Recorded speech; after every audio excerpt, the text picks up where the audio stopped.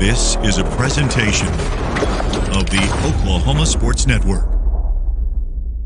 Other use of this telecast or any pictures, descriptions, or accounts of the game without the Oklahoma Sports Network's consent is prohibited. It may not be reproduced or retransmitted in any form, and the accounts and descriptions of this game may not be used without express written consent.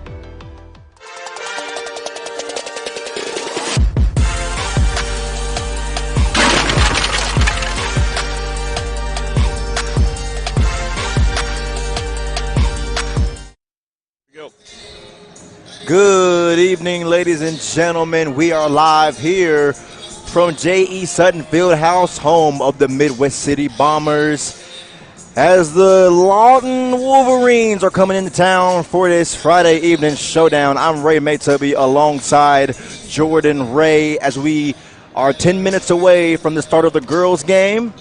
And Jordan, both of these teams coming off some games here recently, but these girls here, it should be interesting.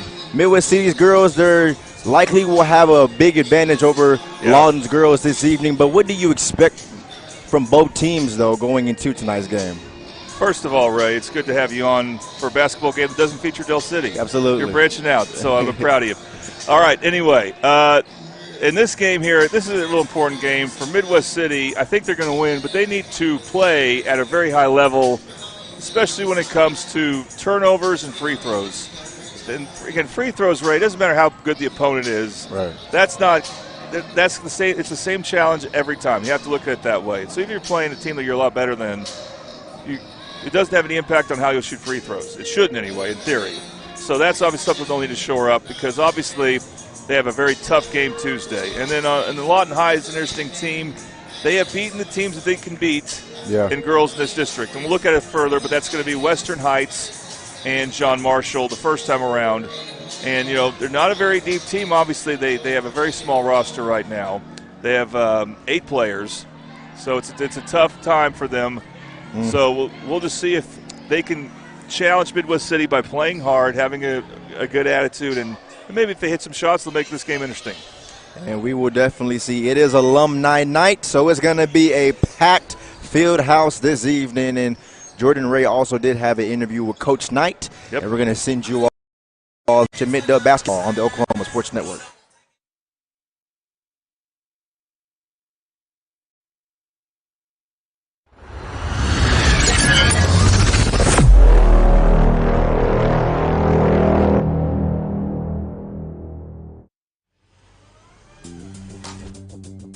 Whataburger, please bring back the Monterey melt. Bring back. Okay, yeah, message received. We're brinfing it back. Grilled peppers and onions, 2 slices of melty cheese, and jalapeno ranch on 2 fresh beef patties. Bring it on. The Whataburger Monterey melt is back. We brunched it all right. What a burger!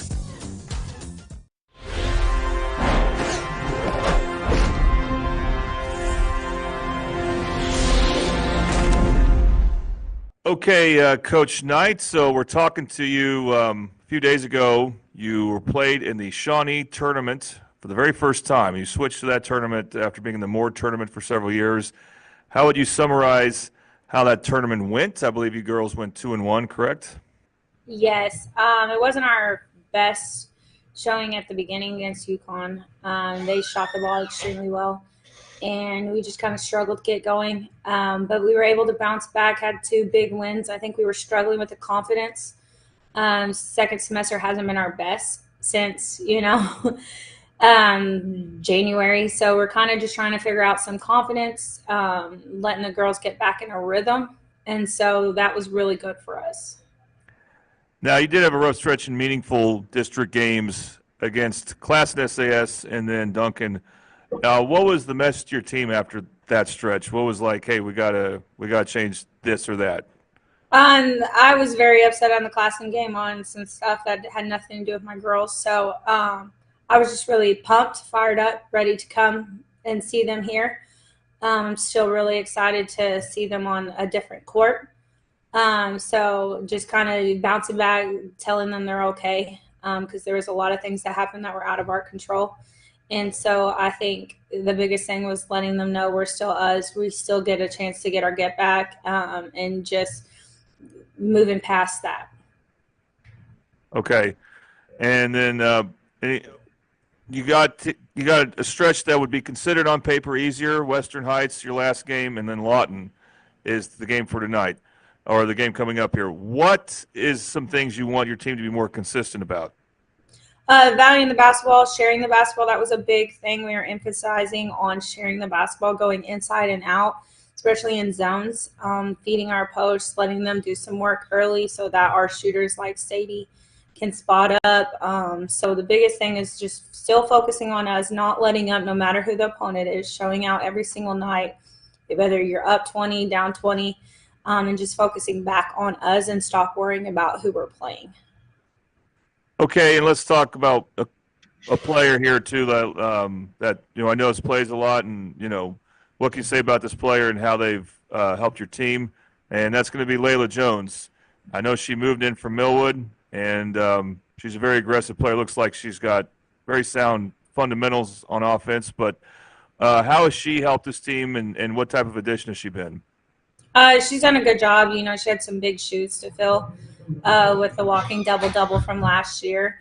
So the biggest thing was, coming in, letting her do her thing, letting our girls remember she's different than Deanna. And so she's just done good at finding that confidence, shaking off, what happened last year or the years before with what we had. And she has done a great job on the glass. She works really hard. She posts up really well, like a true post player. And so she's really, finding herself, and we've needed that. And so she had a great showing, again, at the Shawnee tournament. And so I hope it keeps going. I hope it keeps going, because the next couple games, when we get to see Del City and we get to see Classen again, they have two, both teams have really good post players. And so it would be good for her to feel very confident going into those games coming up. All right, and speaking of Deanna Douglas, this is alumni night. So yeah. Can you confirm any that we'll have any sightings of some of your recent players, or what can you say about that? They all have been told about it. I would love to see them. I know a lot of them are, since I've only been here for 5 years, a lot of them are still playing. So a lot of them will be not in attendance because of their schedule conflictions. But I would love to see them. I would love to see them. Still talk to a lot of them to this day. So that would be great to see. But I do know a lot of people are going to come.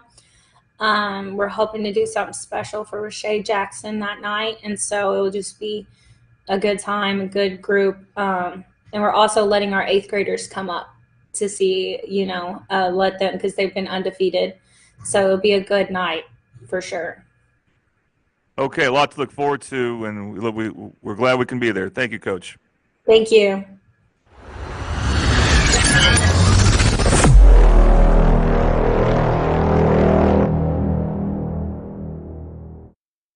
In an insurance commercial and ask yourself, are they really telling me the truth? Well, guess what? They're not. Somebody runs a red light, and you think all of a sudden their insurance company's going to be all neighborly about it? Insurance companies aren't in the business of saving you money. They're in the business of keeping your money. So remember, save our number in your phone so when tragedy strikes, Call Rob and Will.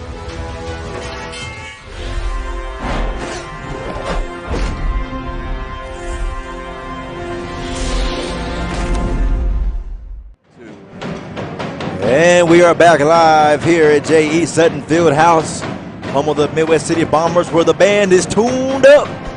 Ray Maytubby and Jordan Ray here with you. We're going to take a look at some of these standings here as we get them up. And Jordan, take it away.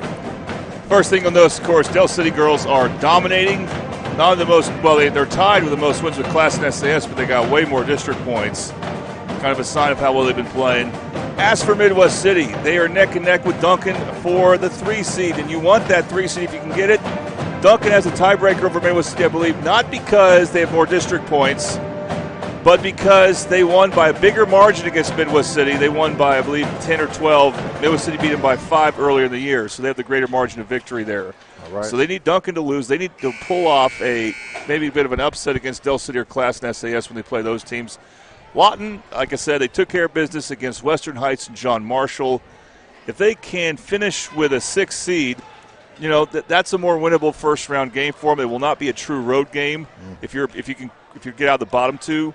So, you know, they could be in position to make something interesting in that first-round game. If they can do that, they just have to, you know, they could win this game. Obviously, it'll be big for them. But if they can just beat Western Heights and John Marshall, they will stay out of that bottom 2 seed. That is something that they are definitely striving to do. We are about ready for tip-off on this alumni night in Midwest City, Oklahoma. And we're going to go ahead with National Anthem about to play, take a quick break. You're watching Middale basketball and Lawton basketball on the Oklahoma Sports Network.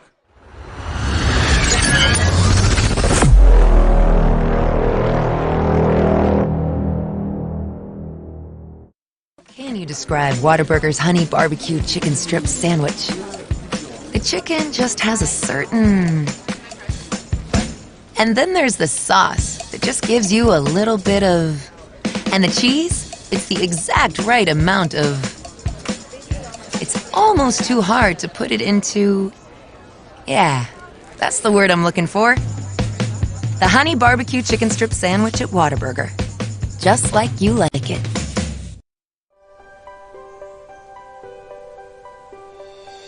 If you've lived in Oklahoma long enough, you'll know that we get extreme weather.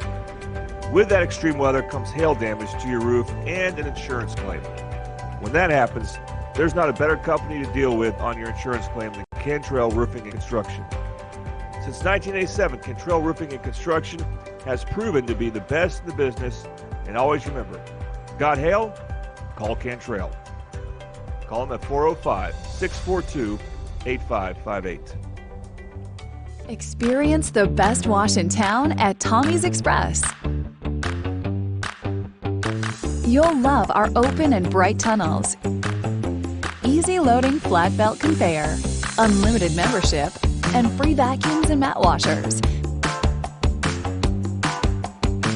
Experience the difference and visit Tommy's Express today.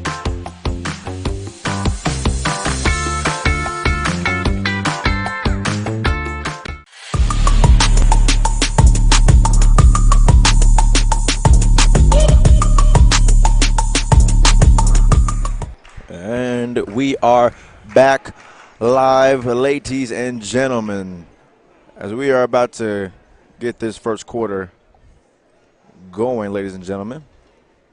We got Ken Hildenbrand. He's about to read off the starting lineup. Let's see if we can get him on the mic here. The football PA announcer as well from Midwest City. Our starting lineups were just brought to you by Dynamic Health. At Dynamic Health Clinic, Dr. Kaufman specializes in athletic injuries and is able to get athletes back in action very quickly using a system called Advanced Muscle Integration. Play better and recover faster at Dynamic Health. Starting for the Lawton Wolverines, 0, Keela Davis. Number 2, Katie Wiggins. Number 3, Keelana Randall. Number 22, Amani Dickerson. And number 32, Marla Walker.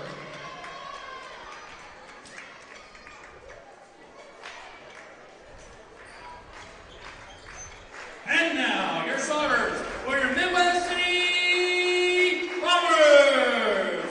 0, Layla Jones. Number 1, Chloe Knox.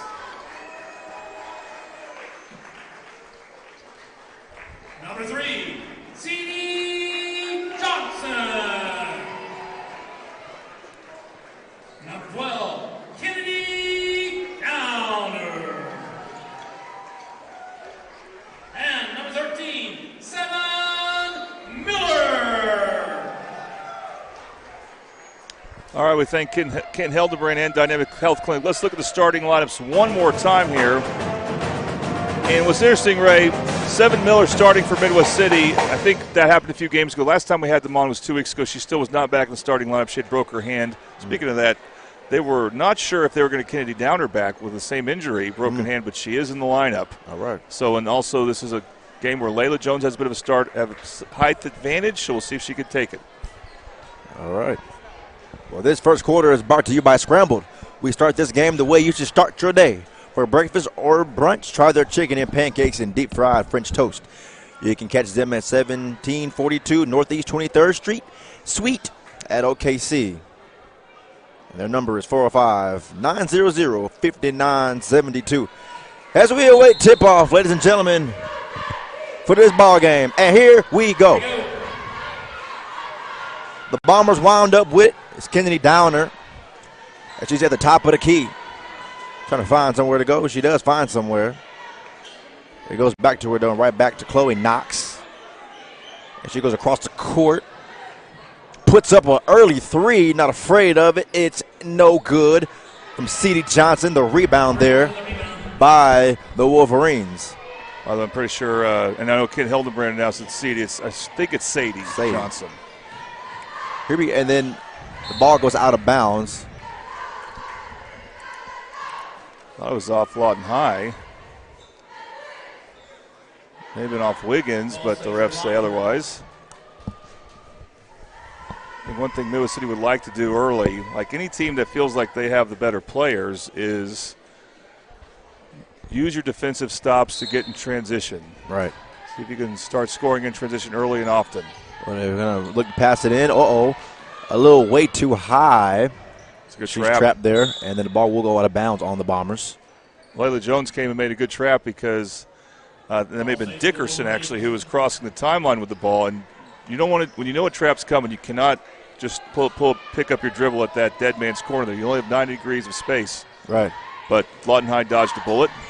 Wiggins goes down. The ball is recovered by Davis, who's trying to find somewhere to go. The defense strong here by the Bombers. This is Randall now. Attempted to drive, but she's guarded well, hard. Wiggins now again at the top of the key. Loses the ball. Puts her hands up as if she was looking for a foul. Didn't get it. Yeah, Kennedy Downer deflected out of bounds. You can tell they're lurking. The Bombers are waiting for their opportunity to pounce and get a steal and try to, again, score in transition. Kemia Davis for the Wolverines, giving her last second instructions as she's matched up one-on-one with Chloe Knox. This defense by the Bombers, fast, strong, and this tip there, and here comes the fast break. Will she get it? Yes, she will. Kennedy down on her for two. Great, Layla Jones, she'll get the assist there. Just made a very quick pass after she got the rebound. Wiggins now, oh my goodness, that trap is there, and Felt somehow gets it away, and it's no good there. And at least hit the net. Here we go. Knox puts it up. She is no good. Rebounded there by the Bombers. Another attempt to put it up. It is no good. Out of bounds, the ball goes. Well, now she's in the starting lineup. Bill Breers to see how many loose balls Seven Miller gets to early on. Even last year, she was the most experienced player coming back from last year's team and was probably their best hustle player.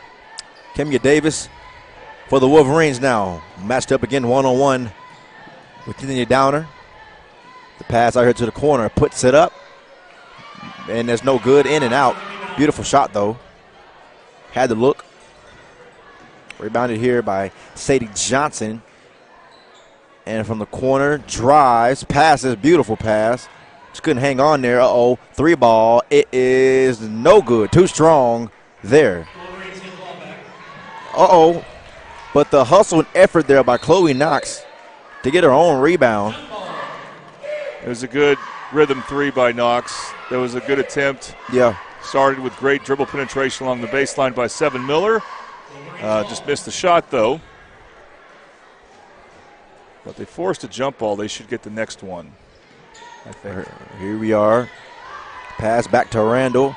Randall stops, puts it up for three. Oh, it's good for three. And that is brought to you by Trey Cuddy. Ladies and gentlemen, that was Kayleana Randall for 3. They're giving We're it 2 gonna call on it 2, the though. scoreboard. We'll Yeah. see if that changes. Let's go ahead and adjust it to 2 for Lawton High, but still good we can get Trey Cuttitz in. Watch it now. And then it goes here from the corner. This is a 3 ball for sure. It's no good. And this Wiggins here again. She stops, pulls up for 3. It's no good. Too strong. A rebound there, and it is good by Mila Walker. Mila Walker, the tallest player for Lawton High. Yeah. Out rebounds basically her counterpart, being Layla Jones there. That's Layla Jones was playing well up until that point. That was not a good boxing out effort on her part. Layla Jones, 5'10", senior for the Bombers. Knox here, the pass and to Jones, and that's something Jones needs to get to. The free throw line, she needs to make them. She can get to the free throw line against this team, but they have to be smart with the basketball. But we got now Tootie Bice houses. So we got different sponsors depending on who gets to the free throw line. Absolutely. And who makes 3-pointers. Yeah, these free throws are brought to you by Toonie's Buys Houses. We buy homes in any condition. If you or someone you know needs to sell a home for any reason, please call us today for a cash offer at 405-931-3046. That is Toonie Buys Houses. We want to mention, Ray, we have a lot of basketball on the network. It's almost like it's a Friday night football night. Yes. That includes, we have a lane violation against who? But you're right. Lawton is part of the network. Midwest City, part of the network. We're happy to have the Lawton audience joining us. Absolutely. Also, Lawton MacArthur at Carl Albert. So interestingly that we have 2 Lawton teams going to the 2 Midwest City teams. And from the similar region, as Layla Jones makes that free throw, Altus at Del City tonight. So you can watch the Eagles too. And all these games are on playback. And finally, Southeast is at Elgin. That's on the network as well. So 4 games in one setting. Usually we do that at the playoffs, but not tonight. Special night there of basketball. Absolutely. All available to you on the Oklahoma Sports Network. From the top of the key, trying to find somewhere to go. She does. Drives. Beautifully put in right there. My goodness. Kayleana Randall. Jordan, that was beautiful. I don't think she started against Del City when they played a few weeks ago. Now I'm like, why did she start? That was a tremendously skilled play. Yes, it was. And they want a foul, but they're not going to get it. I know you heard the contact, perhaps. Yeah, they've been in contact. She's got to take care of the ball better. Randall here. 3-on-3 is the matchup right now. Wiggins looked at the basket for a second. Stops, puts it up. No good, too strong off the back of the rim.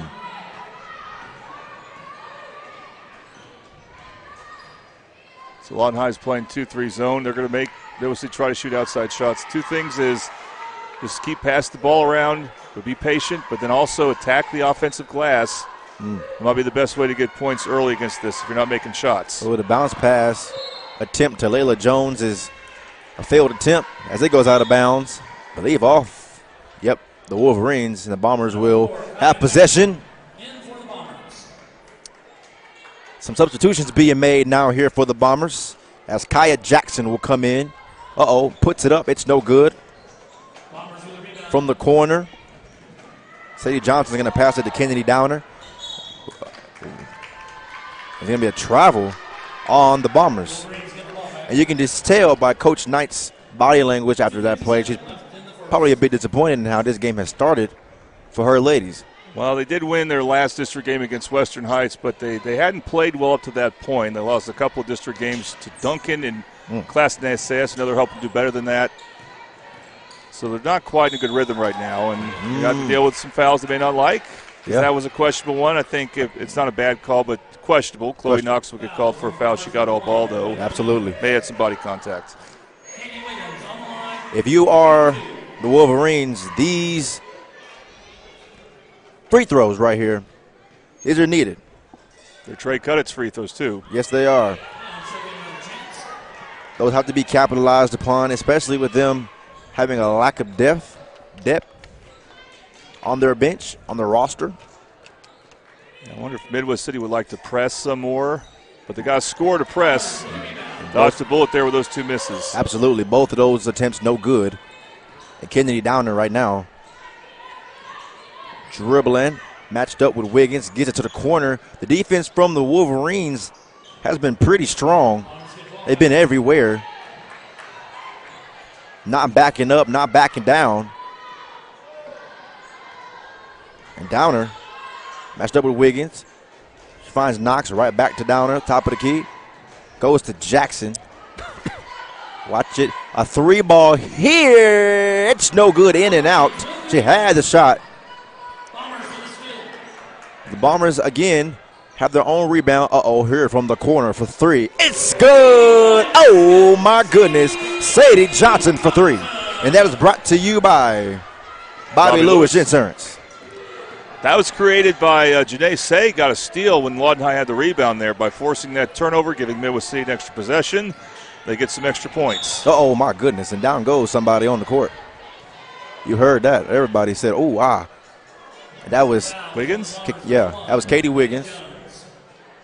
Yeah, I could see Wiggins trying to set a screen on Layla Jones and it not going well for her. Oh, yeah, that'll do it. Yeah, there's one player definitely bigger than the other. And Janae Say, as you mentioned, she's in the ball game. 6 foot senior. She's coming off the bench now, but the fact that they can use her to come off the bench and going for Layla Jones is a good luxury to have. Absolutely. The pass here to the corner to Gabby Wright. Gabby matched up with 7 Miller, rejected. A rebound there, and she will get an opportunity to go to the line. Janae Say came to help out, and that's how Walker got in position for that offensive rebound. That's where you need someone to help the helper for Midwest City. Absolutely. Some more Trey Cuttit's free throws.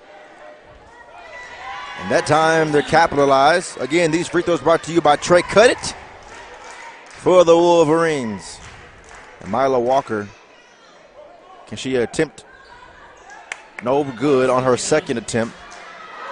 So both teams missing some free throws, but now Lawton High has missed some more. Yep. They've missed 3 now out of their 4. The defense again for the Wolverines has been tough. Ooh, got on the ball like a fumble. And yep, it'll be a timeout here by the Bombers. And it'll be just a 30-second timeout. So we'll stay here with you. 7-6 your score after about 4 minutes of play. Coach Megan Knight of the Midwest City Bombers, her body language told the entire story. Not very happy with how her girls came out here early in that first quarter. But you got to give credit to where credit is due. And those Wolverines have played hard defensively. Yeah, they've gotten some offensive rebounds. That's how they scored some of their points. They've gotten to the free throw line. And you can see that the Bombers just aren't ready right now to battle against the zone.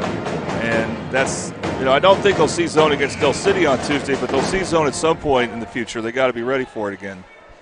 That'll be a heck of a ball game on Tuesday. We'll be there. Puts it up and good by Janae Say of the Bombers. A quick play there, Midwest City. Here comes the hustle play now from the Wolverines. Stops, puts it up for 3. It's no good. Too strong on the back of the rim. Another rebound there. My goodness. Another shot attempt, but it's missed there by Mila Walker. Coach Knight can't be happy with the offensive rebounds Lawton's getting. Oh, no, she can't be.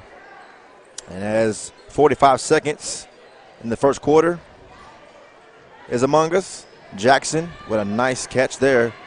Just trying to make a play. It's no good. Off the rim and out of bounds. Said that a lot in this quarter. The clock will stop. Whistle's blown. And the Midwest City Bombers will have possession as Kaya Jackson will pass it in. Another 3-ball attempt. It's no good from Sadie Johnson. Finds somewhere to go. Finds Johnson again. For 3. It's good by Kennedy Downer. Bobby Lewis Insurance 3-pointer. Surprisingly great rates at 2 locations to serve you in Choctaw and Del City, so we're kind of in between both here, but yeah, it is. It's worth paying him a visit. Here we go, 4 seconds to play. Puts it up. It is no good, and will they get it off in time? No, they won't, and that will conclude the first quarter. We're going to go to break as the band gets a little loud. You're watching Middale basketball and Lawton basketball on the Oklahoma Sports Network.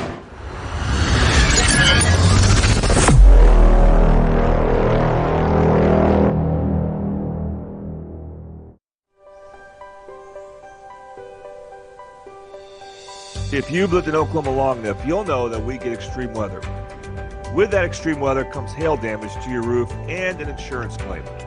When that happens, there's not a better company to deal with on your insurance claim than Cantrell Roofing and Construction. Since 1987, Cantrell Roofing and Construction has proven to be the best in the business. And always remember, got hail? Call Cantrell. Call them at 405-642-8558.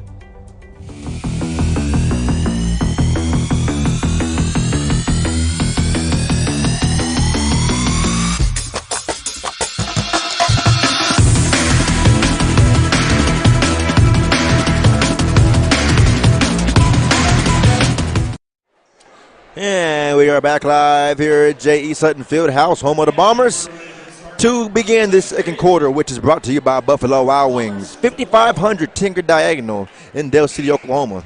Come to Buffalo Wild Wings to support your favorite Mid-Dale winter sports team. Download the team card on your phone, show your waiter, and your team will get 10% of the proceeds.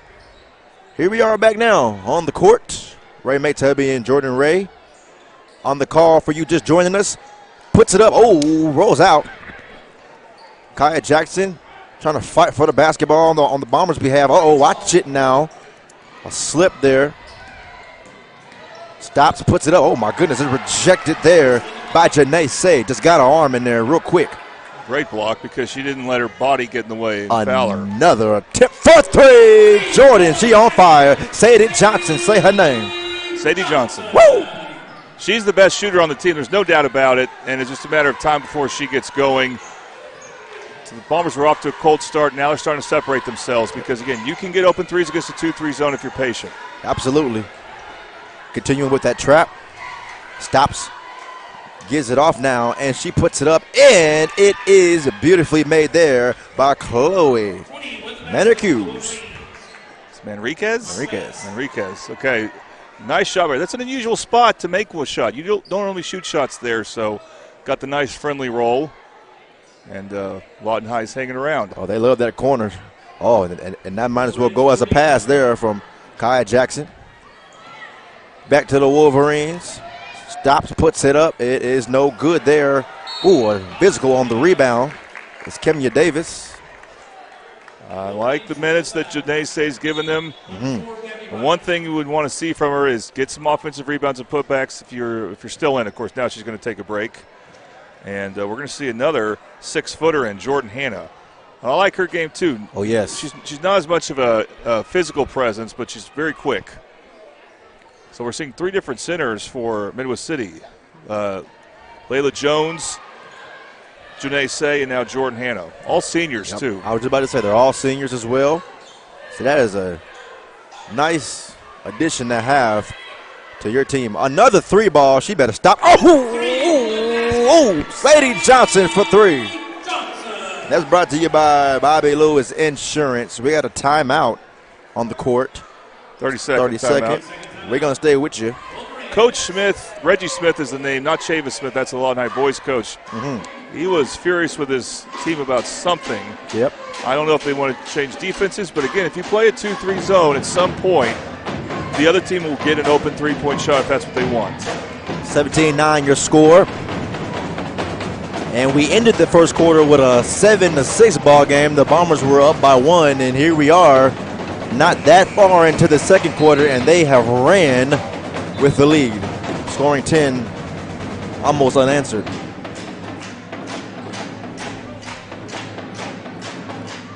As the timeout wraps up now, and we will begin play once more. The Wolverines will have possession to start off. I believe are 2 minutes into the second quarter. Almost a nice attempt there by Katie Wiggins, the sophomore. She's had a lot of play time tonight. Well, they all will, we think. There are only 8 players on the roster. I guess that makes sense. So hopefully that's one of the reasons they have to play zone. You can conserve more energy playing a zone, and it's less likely you'll get in foul trouble. Well, Katie Wiggins from the free throw line.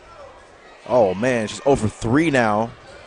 She's back at her team. But you can see what she missed the first. Yeah, a lot of frustration. You got to somehow get past that frustration and just put it behind you. I don't know if she's been able to do that yet. Yep, she's young, so there's definitely some time to develop there. But yeah, I've seen very few times a player so visibly frustrated after missing free throws, and you feel for her. Yeah, I hope she makes the next one. She's trying so hard. She wants it so bad, and sometimes that can work against you. It very much can. And the defense still strong, but oh my goodness. Oh, Jordan. She does it again. Sadie Johnson for 3. Well, again, she can be the zone buster against other teams that might not want to stay in the zone. Yeah. She's doing a good job of that. I mean, just a great first half. And then the Bombers are starting to pick it up. And the ball will go out of bounds. I mean, it was close, y'all. It was 6-7 to end that first quarter. And they have ran with the lead. The Bombers I'm talking about. Yeah, I don't know where that outlet pass was supposed to go, because you don't really want to throw it to Jordan Hanna. She's not a guard. And Seven Miller was kind of far out of the play, and those are the only 2 players that it could have been for. So not good execution there. Well, Davis, the freshman, Kemia Davis, she is going to find Wiggins, who is a sophomore. Nice pounce pass there to Walker, and it is good. They got some young players on this team, though, Jordan, the Wolverines I'm talking about, and that could really be beneficial to them over the course of time. They've done some good things on offense as far as attacking the basket. Again, the best thing you can do when you're undermanned like that is just hustle, and keep hustling. Here we are now. This is the senior. Oh, my goodness, and then some contact there, and another turnover on the behalf of the Wolverines. Gonna pass it to the corner. You knew that was coming. From top of the key. Drives, puts it up. It's no good. Had a meeting with the backboard.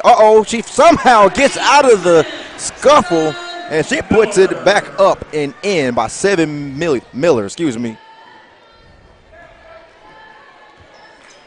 This is now Kemia Davis again, who oftentimes has the ball in her hand. She's matched up with Seven Miller. Pass now, trying to give it to Walker, but it will be Maya Anderson who winds up with it, who's made her presence felt with her little time that she's had on the court thus far. Miller with the pass over to the corner, right back here now. To Anderson. Kennedy Downer, who Jordan mentioned pre-game. It's a key player. Then you have Sadie Johnson, who is their best shooter. From top of the key, a 3 ball. It's no good. Hasn't gone in for her yet. She's had a couple of attempts as well. That's Kennedy Downer I'm talking about. And some substitutions will be made again on the behalf of the Bombers. That'll be Layla Jones coming back in, the starting center. And they'll also keep Maya Anderson in as well. 5'8" sophomore. Got some size out there. The Bombers. Sadie Johnson. Almost a very nice pass there to Layla Jones. Turnover there. 11-point game as well, ladies and gentlemen. Stops. 3 ball for the Wolverines. It is good. That's brought to you by Trey Cudditt. That was made by Imani Dickerson for the Wolverines. Here we are now, Layla Jones, and the ball will go out of bounds. Very, very interesting. The game is still very much close, and if the Wolverines can just continue to play strong defense, contest these shots just like how they've been doing. Look at that. But she has a 3-point play. Layla Jones is fouled after the shot was good. 2:45 to play here in the first half. These free throws brought to you by Tooney Buys Houses. And Layla Jones, this is her second trip to the free throw line. And she makes that one. So she winds up having a 3-point play after being fouled and scoring. And then she delivers on the and one. Katie Wiggins matched up with Downer. Trying to find somewhere to go, perhaps. She's to the corner for 3. It's no good. Too strong off the mark by Kayleana Randall. Here we are. Layla Jones loses possession. She's trapped by 3 ladies. From the top of the key is Anderson, puts it up. She is good. What a shot there by Maya Anderson. You better go ahead. 27-14 your score. They just continue to run it up.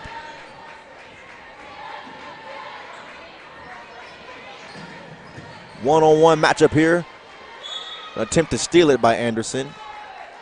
And it will be out of bounds on, I'm going to say the Wolverines, though. Sadie Johnson's going to pass it in. Here we go now. As Jada Jacobs, the freshman, getting some reps here tonight in this ball game. Oh, she's going to take a 3. It's no good, off the mark. Rebounded by the Wolverines. Almost taken away by the Bombers, though. Here comes Kayleana Randall. She stops. Gives it up. Uh-oh, for 3. It's no good. Too strong off the rim. That's Jacobs, who gives it to Downer, who's matched up with Kayleana Randall.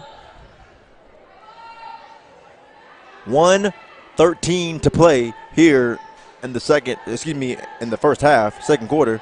Uh-oh. Oh. Thought Anderson was going to take that shot there.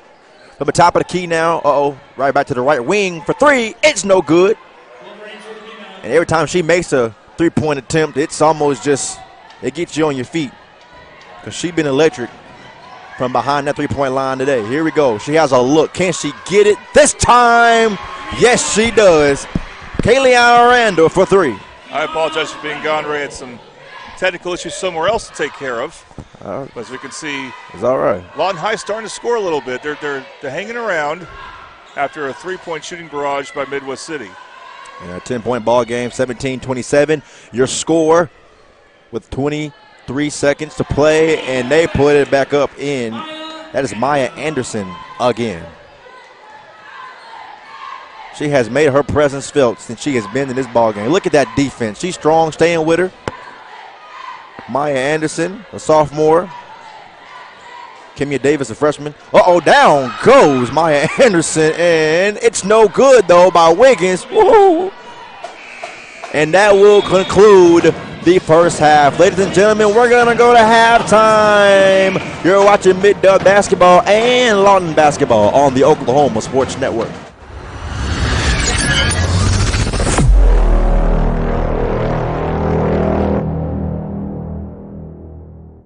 College is more than just going to class. College is a journey. It's meeting new people and making new friendships that will last a lifetime. It's learning from professors who care about you and your success. And finding out it can be really fun and rewarding. It's discovering that thing you want to do for the rest of your life. Cameron University is all about helping you grow and succeed. Because your success is our success.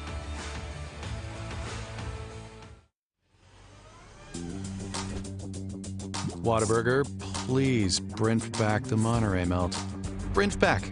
Okay, yeah, message received. We're Brentfing it back. Grilled peppers and onions, 2 slices of melty cheese, and jalapeno ranch on 2 fresh beef patties. Brent it on. The Whataburger Monterey melt is back. We brumped it all right. What a burger. Have you ever seen an insurance commercial and asked yourself, are they really telling me the truth? Well, guess what? They're not. Somebody runs a red light and you think all of a sudden their insurance company's going to be all neighborly about it? Insurance companies aren't in the business of saving you money. They're in the business of keeping your money. So remember, save our number in your phone so when tragedy strikes, call Rob and Will. How can you describe Whataburger's honey barbecue chicken strip sandwich? The chicken just has a certain... And then there's the sauce that just gives you a little bit of... And the cheese, it's the exact right amount of... It's almost too hard to put it into... Yeah, That's the word I'm looking for. The honey barbecue chicken strip sandwich at Whataburger. Just like you like it.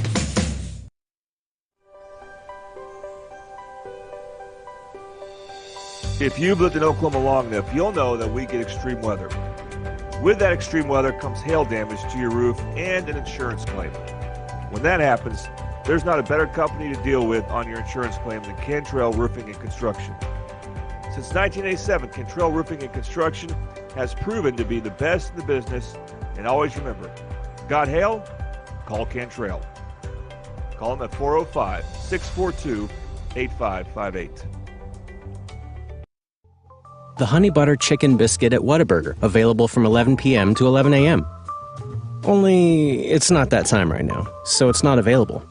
Instead, we must sit here until 11 p.m. watching footage of the flaky, crispy, buttery goodness that is the Honey Butter Chicken Biscuit.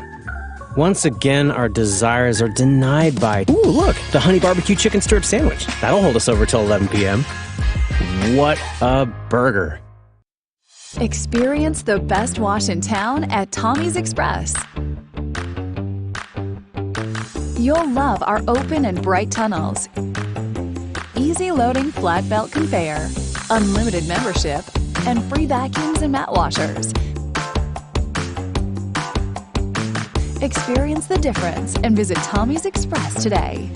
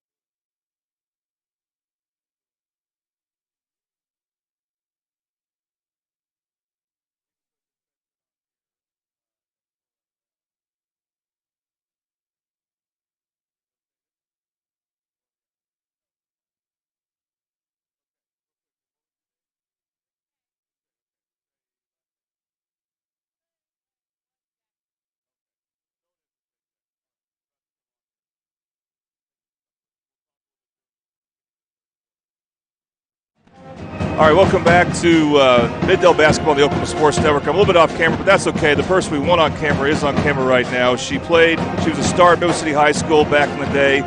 It's Rashae Jackson, is that correct? Yes. Okay, what years were you at Middle City High School? 2010 through 2014. All right, so you, of course, played for Art Bodie. Yes. And I actually teach across the hall from him at Middle City High School. Oh, nice. Yeah, so talk about, what it was like for you being a Bomber at that time, because you played on some really good teams. Yeah, I played on some really good teams. It was great being a Bomber back in the day. We had a lot of D1 players coming out during that time. We had 4 names. Mariah White, she went to Kansas. We had KK, she went to OU. We had Ashley, she went to Tulsa. So we had a lot of talent. So it was very fun playing at that time. We won a lot of games. Could have had a little more state championships, but I really enjoyed my time here. Do you still stay in communication with any of those ladies today? Yeah, via social media here and there, but we're all living our own lives now, so it's hard to talk on a date. But we keep up, especially through social media, so I can see what they have going on. And, they're doing pretty well. Well, don't hold it against Ray. He went to Del City. Oh, no. And speaking of that, is it weird to see Mariah White at Del City? Exactly. I'm like, when you come back to play here, it's awkward, I feel like. But, yeah, it's weird to see her over there at Del City, but I know she's adjusting. I know she'll always be a Bomber at heart. Well, her team's rolling right now. Yeah. I'll have to watch the play. And we'll be on Tuesday when they host Del City. And I think Del City last won here in girls basketball. I guess you were playing it during that time. I think it was around 2012 or 2013. They beat us in the state championship game.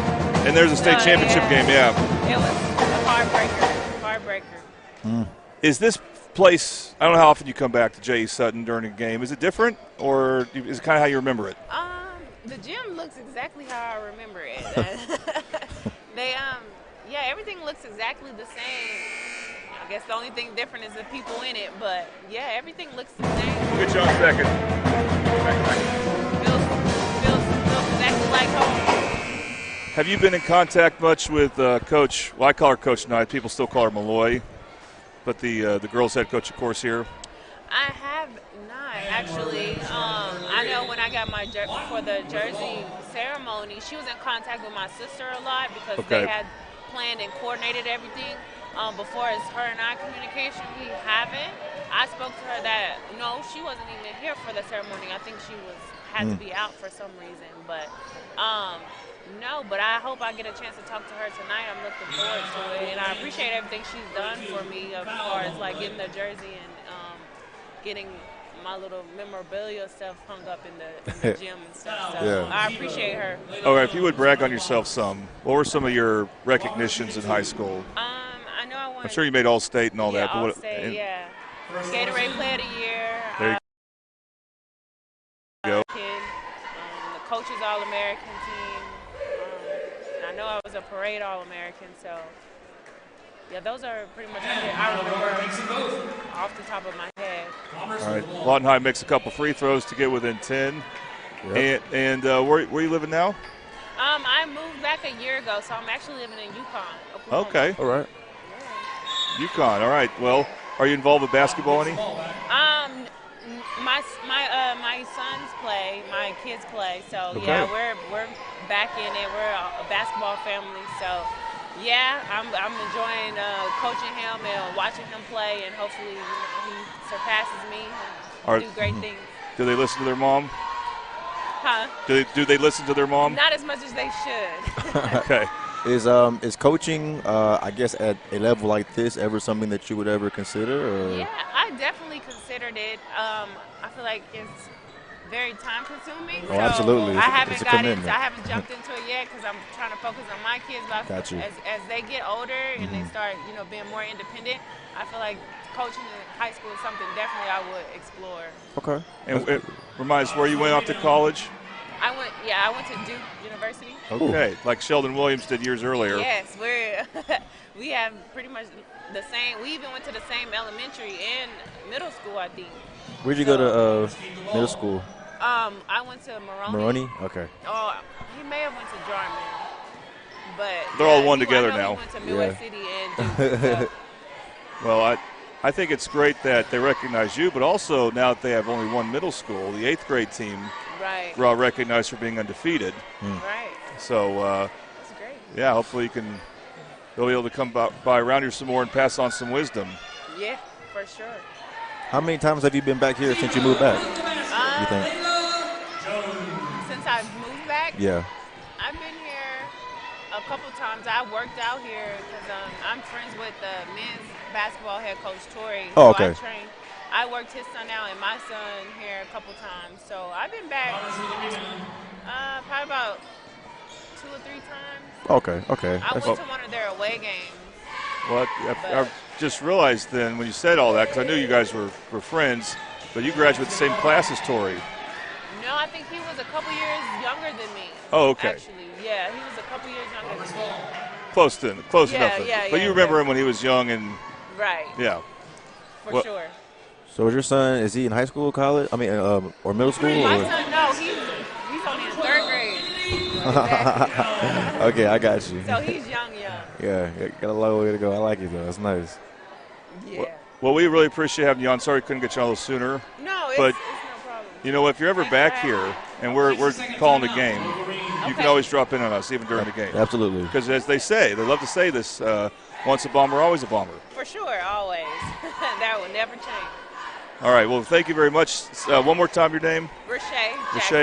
You were Rashay Jackson. Now you're married. Yes, now I'm Rashay Hood. All right. Well, Rashay, thank you very much, and appreciate you coming by for Alumni Night. No problem. Thank you. Thank you for so having much. me. All right, we'll take a quick break, and we'll come right back. It's Midwest City and Lawton basketball on the Oklahoma Sports Network. Have you ever seen an insurance commercial and asked yourself, are they really telling me the truth? Well, guess what? They're not. Somebody runs a red light, and you think all of a sudden their insurance company's going to be all neighborly about it?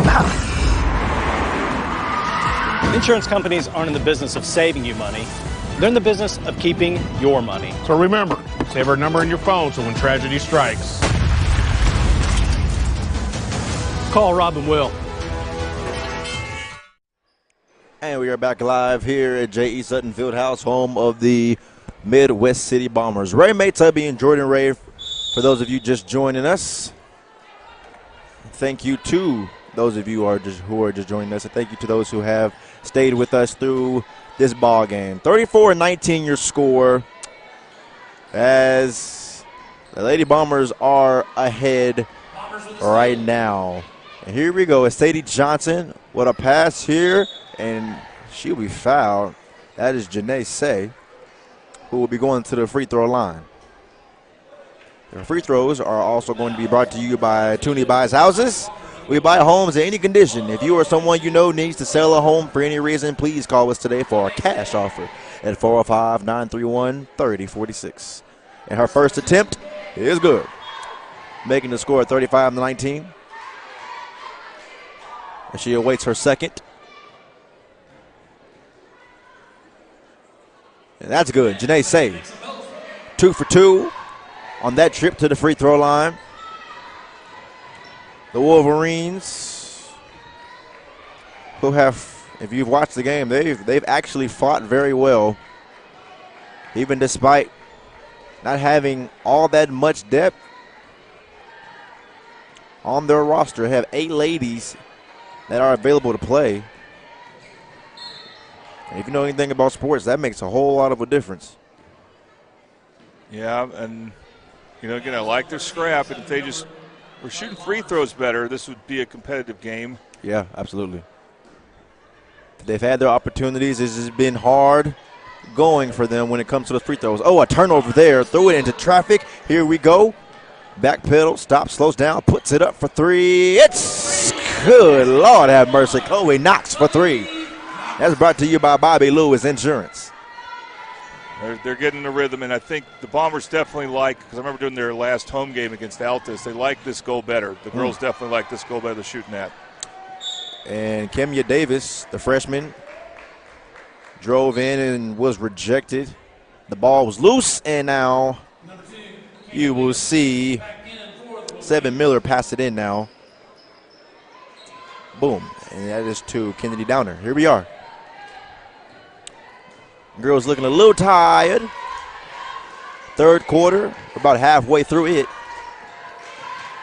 The pass here to Downer. She goes back to the top of the key to Knox. Uh-oh, she loses possession.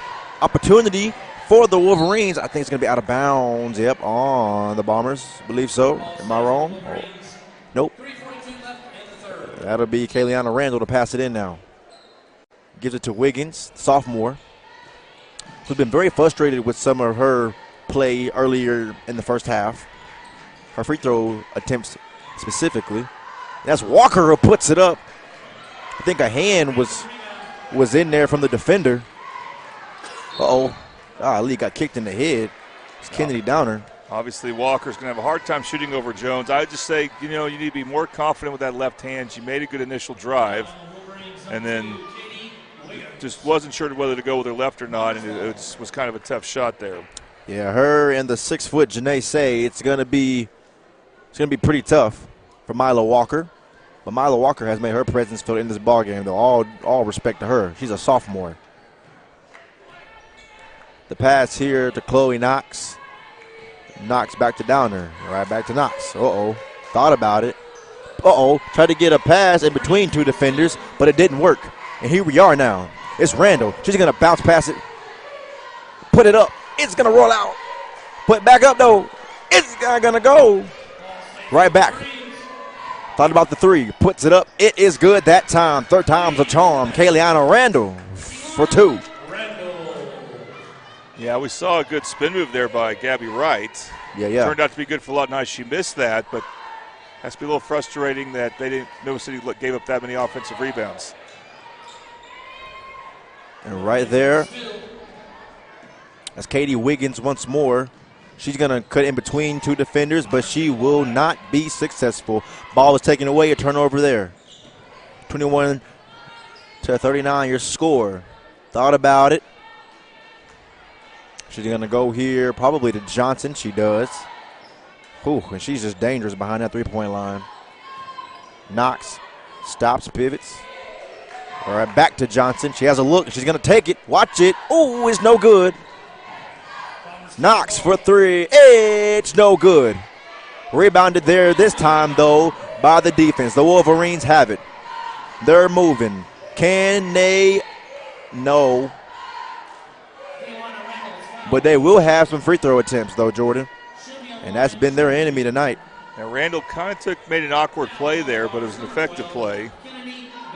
So she'll head to the free throw line. Foul on Kennedy Downer. Yep. I think Midwest City, they need to really focus on having some good possessions against that zone and not just rely on the first three available.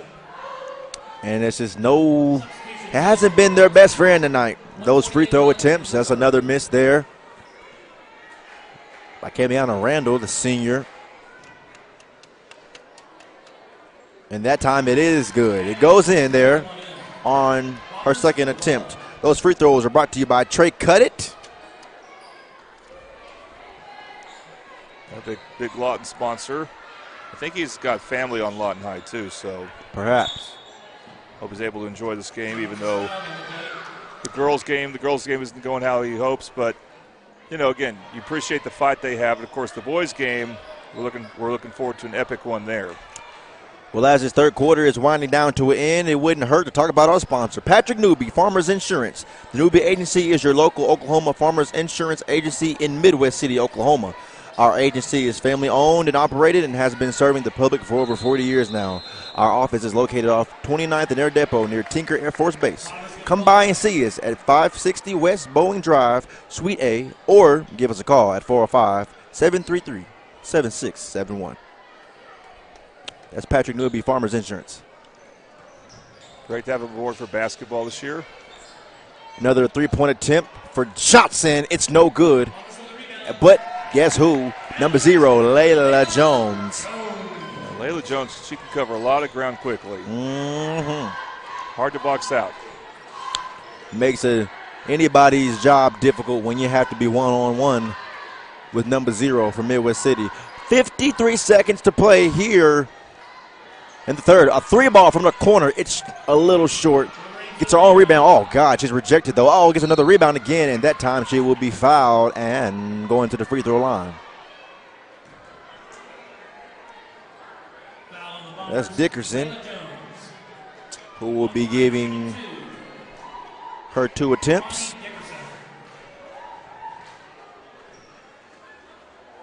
See how she can go here, and that time it is good. Much needed there. A 4th quarter to play. Double-digit lead, a very comfortable lead for the most part for the Bombers, but that's a word that you never want to say while playing sports. No, and you want it to be more comfortable. Absolutely. They should have the mentality they're going to have this game well in hand, and they can go deep to their bench in the 4th quarter. That's what they want to try for. But again, you don't think of a 17-point lead as that comfortable if you're a coach. No, absolutely not. From a fan's perspective, you might think so, but as a coach or a player, that is never the objective, especially in basketball. The game can change so quickly. Points can come so easily. Another 3. Oh, my goodness. Sadie Johnson for 3. Well, I think we know our player of the game should be unless something dramatic changes. Oh, we knew that in the 1st quarter, the way she's going. The way she has played has been spectacular. I believe that's her 5th one of the night, and I could be wrong. Could be more. Opportunity for 3. It's no good. Too strong there by Randall.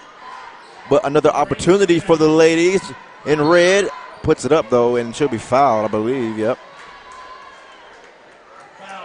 All smiles for the Wolverines on that one. I like that. 0.4 seconds to play here in the 3rd. But she'll, we won't get to the 4th until she completes her task at hand with these 2 free throws. And her first one is no good. Mila Walker, that is. You got the boys game coming up after this, and a plethora of other games here on the network on this Friday night. And that will conclude the 3rd quarter. When we return, we will start the 4th. We will see how it goes. 20-point game. You're watching Mid-Dub basketball and Lawton basketball on the Oklahoma Sports Network.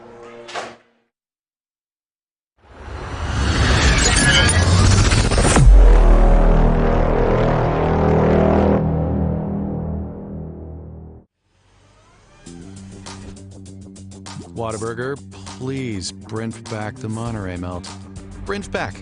Okay, yeah, message received. We're Brentfing it back. Grilled peppers and onions, 2 slices of melty cheese, and jalapeno ranch on 2 fresh beef patties. Brent it on. The Whataburger Monterey melt is back. We brunched it all right.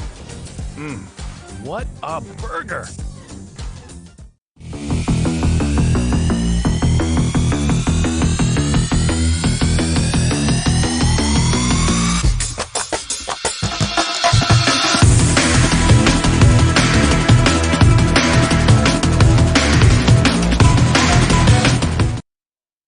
And we are back live from J.E. Sutton Fieldhouse, home of the Midwest City Bombers, where they love their band, and we're right next to them. 44-24 your score, as we are going to start this 4th quarter with 8 minutes in it.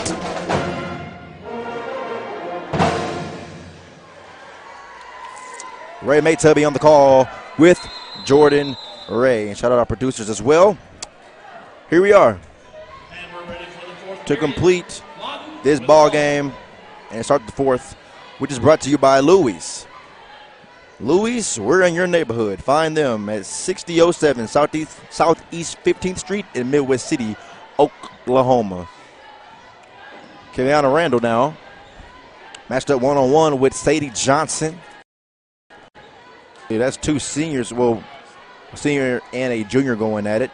Johnson the junior and Randall the senior. Uh-oh, here we go. Watch number 0. Can she get there? Uh-oh, and she's fouled. Down she goes. She's fouled there by Katie Wiggins, the sophomore. And to the line goes Layla Jones. She hobbles over there a little bit. She did land pretty hard. She's going to attempt her Toonie Buys House's free throws. As we are Just starting this fourth quarter up, which is again brought to you by Louis. It's real quiet in here, as usual, for a free throw of the home team. She's good for her first attempt on Toonie Buys Houses free throws. And her second one, we'll see it right now. And what's interesting, Ray, is that Midwest City will not play again, of course, as is typical when you play on a Friday, not to play again until Tuesday. Mm-hmm. But Dell City will have a game tomorrow. We're sorry we're not getting their network game on. Right. They're having technical difficulties at Dell City. I'm sorry it's messing with the girls' game. That was probably the more interesting of the two games, in my opinion. I will say I think Altus will be playing at Dell City in the playoffs. So hopefully we'll have those games on. I don't know if they'll play Dell City directly. Not at first anyway. They'll have to win at first to get Dell City in the second round. But still, they came up on the boys' side last year, and, of course, things worked out well. It just so happens to be one of those nights where they're having some type of issue getting the stream going. We'll be here on Tuesday night. Yep. When those ladies and men of the Eagles come into town for one of the most entertaining rivalries across the state. It has not died, and the way it's looking, and it never will. Well, it's changed now after years of domination in the girls' side. Yeah, right. We called that victory that the Eagles had got over the Midwest City girls. That was their first one in, I think we said, 9 years. Johnson now. Oh, my. Another one. Oh, Lord. I was about to say something. How does she continue to make those threes? And that's no good, though. Another three-point attempt. Here we are. No good. 0 for 3 in about 3 seconds. Trying to find the ball. Yep. Both thumbs go up, and you know what that means. Well, if you're going to shoot threes like that, it's important that you get ready for a long miss, and you go after that offensive rebound, and Midwest City's done that a lot this day. The Bombers will attempt to pass it in now. Here we are. That is Janae Say, who passes it in to Kennedy Downer. Downer now looking for somewhere to go. She looks to her left and gets it to Janae Say. The defense by the Wolverines, I kept saying it's been tight and strong all night, and it has. Don't think I told a lie there. It's just been hard for them to come up with points.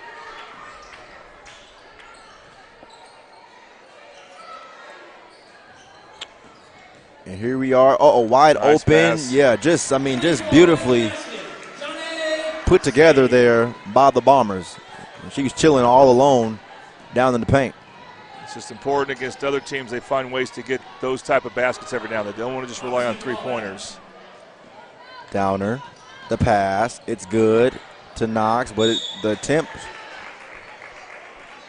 shot attempt was no good, but a nice pass and a foul on Kennedy Downer, and she'll go to the free throw line.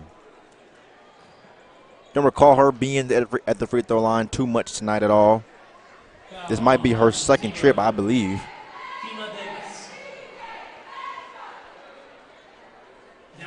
50-24. It's safe to say now that the lead might start getting a little comfortable, considering the time that is on the clock. Yeah, I think you can start thinking about resting players now if you're Midwest City. Of course, if you're Lawton High, you have to have at least 2 starters in all at all times. Right. With only 8 players. But it's something where they're at right now. I know that I've enjoyed the times I've interacted with Reggie Smith, their coach, and I hope that they can, they got 4 seniors on the team. I hope the 4 non-seniors who are all freshmen, sophomores, can be a good foundation for them going forward. Which I think they will be. If you watch this game, you've seen true promise from these ladies. From Katie Wiggins, Kemia Davis. Some of those girls that we have mentioned, they've started this game and have barely seen the bench. And you got to shine light on ladies like Kayliana Randall, the senior.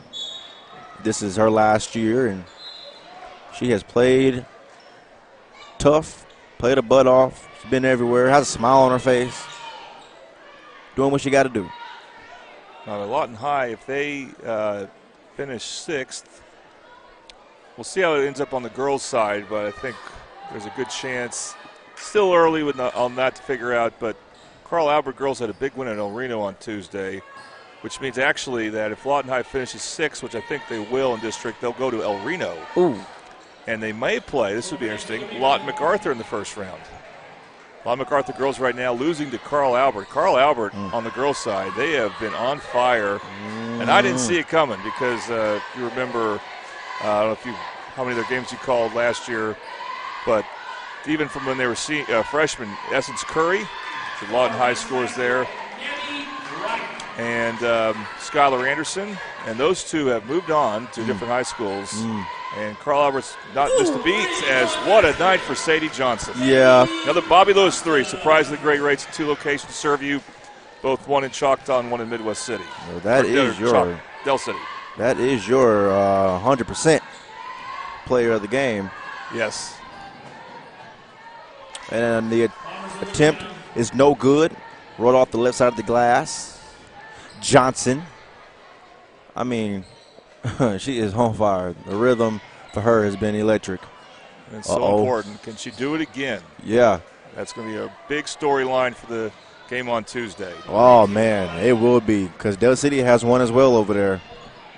And Kamaya Morgan. Well, she's injured, but it's expected she's going to come back for that game, but she's resting now. Janae Say puts it up and in. The camera for a bit. That's frozen right up at times, but now we got it back. Janae Say, 6-foot senior. You got her, Layla Jones, who's a senior, 5'10".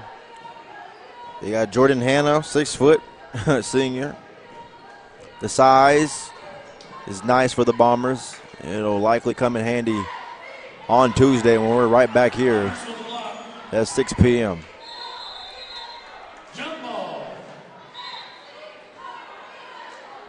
57-26 your score.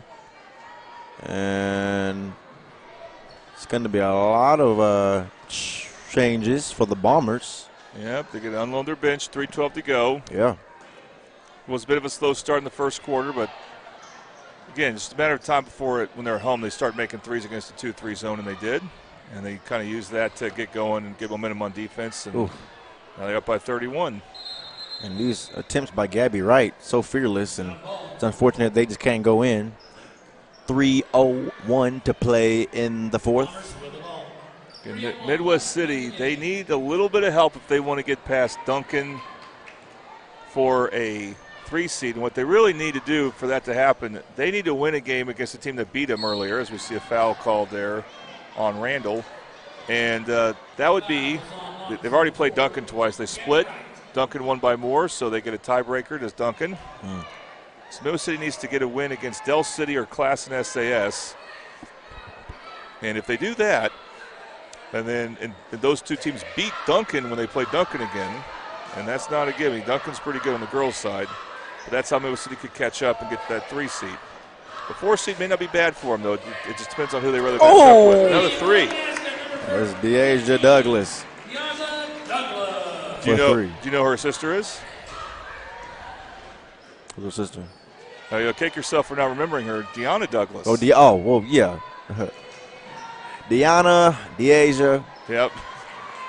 But Deasia not as tall. She's going to be more of a guard, as she showed right there making that 3. Call a lot of these girls' games.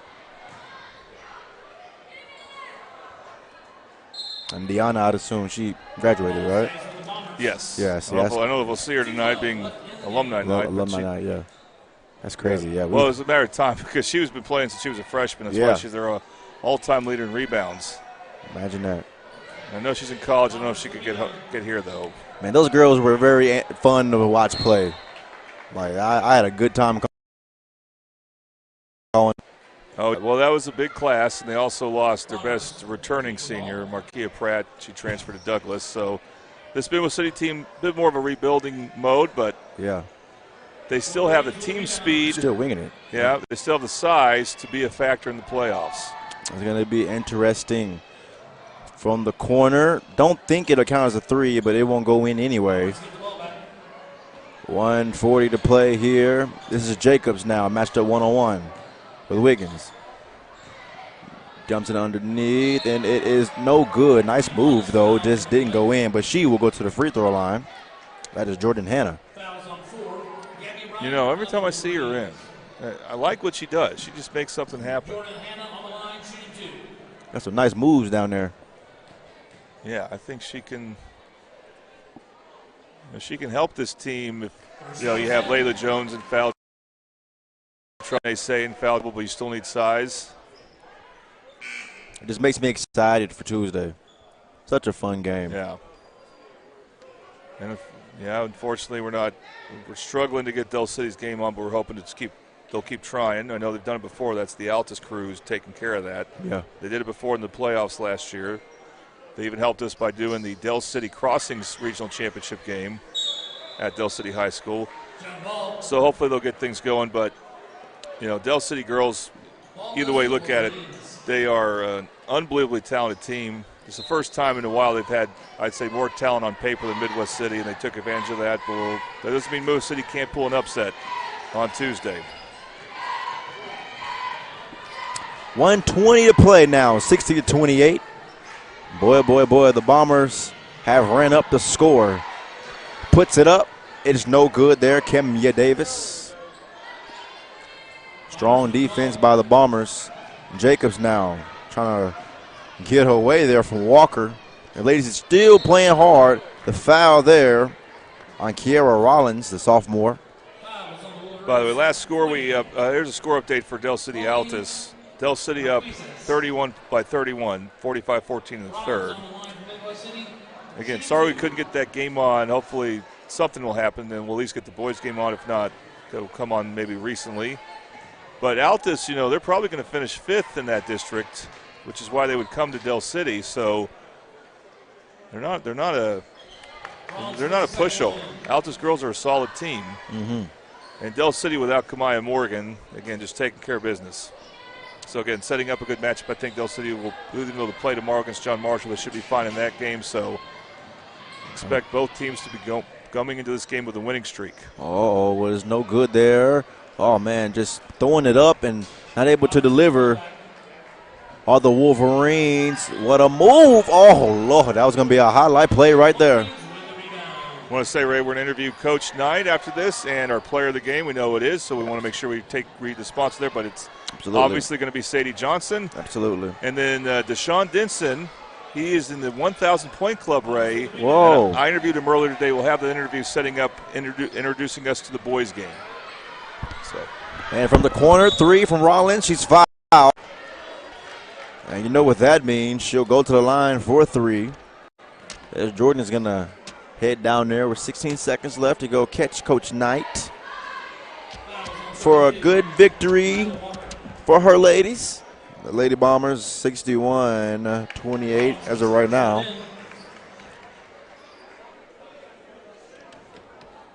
Rollins now at the line. Misses her second. And she has one more now.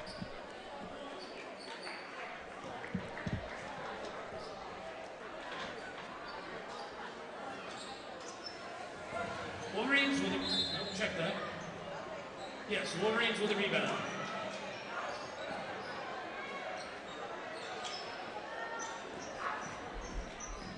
And with 10 seconds to play.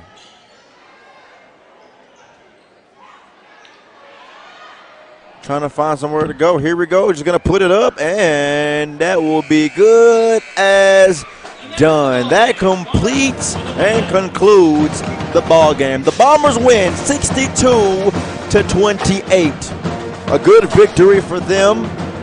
And if you're the Wolverines, keep your head up. Because one thing about them, they know how to fight still, and I like that about a team that didn't show any quit. The body language didn't give that at all. So that definitely needs to be shouted out and rewarded. Jordan is down there trying to find Coach White. He actually does have her. And he has Johnson as well. We're good. All right, Ray, you got us? Okay. Let's talk first to our Triple E player of the game, Sadie. When were you feeling it? Earlier today, with the first quarter, when did you know you're going to have a good shooting day? Just during warm-ups. I was getting a lot of shots in before the game, prior to the game. I got 5 shots in each spot, so I just got myself warmed up and prepared for the game so I can come out hot. Do you feel more comfortable on this court than on the road? Definitely, because I'm here every day. I'm practicing here every day. So. Okay, what do you think about how your team played? We played good. We played really good as a team. We started off slow, which we always find our way back in the game, but we came out after the second half and we played together. We did good. All right, what do you think about Del City on Tuesday? I'm ready. You're right. You're still hot. Try to stay hot. It's 5 days away. Yeah. Try not to think negative. Last game's in the past. Ready to work. All right, congratulations. You're a player of the game. We appreciate your time. Thank you. Thank you. Should say 4 days. All right, Coach Knight. It was a 10-point game early in the third quarter, and you end up getting ahead by 30 during the fourth. What went well in the second half that you liked? We picked up our defense. We didn't do a very good job first half, in my opinion, so we really picked up our defense. So that was good. Allowed us to stop, get in a rhythm of things. How would you describe your green light towards Sadie or any other players when it comes to shooting threes, especially against the 2-3 zone? We always say just, if you're going to shoot it with confidence, and Sadie does a good job. She knows if she hits that half court, she can shoot it at all times. I think your teams went and take some pictures here real quick. What do you think about Del City on Tuesday? We're ready. All right, they're ready. All right, Ray. And thank you to Coach. Point Club member Deshaun Denson will have an interview I had with him coming up after this. All right, Jordan, thank you. Well, ladies and gentlemen, that will be the conclusion of the girls' game. We are going to prepare for the boys. So stay with us, and those of you who are going to join us, we're ready for you. You're watching Mid-Dub basketball and Lawton basketball on the Oklahoma Sports Network.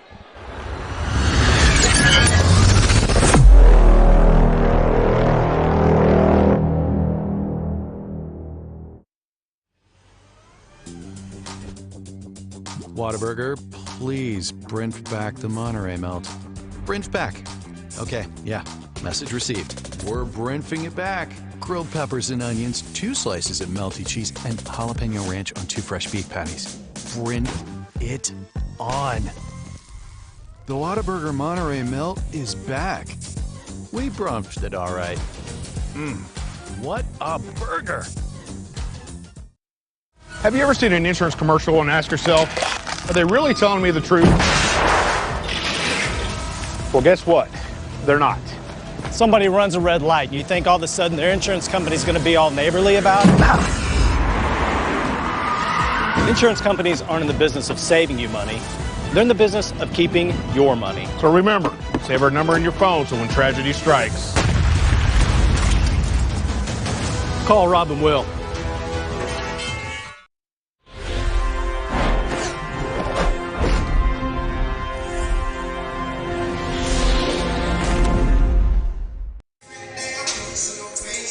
All right, here we are. We're a few hours before tip-off, and I get to be joined by the latest 1,000-point scorer in the history of Midwest City boys basketball, or Midwest City basketball period, Deshaun Denson. All right, Deshaun, thank you for joining me here. Thanks for having me. All right, first of all, when you hear that you scored 1,000 points, when you found that, what does that mean to you? What does that even sound like? I mean, it's crazy.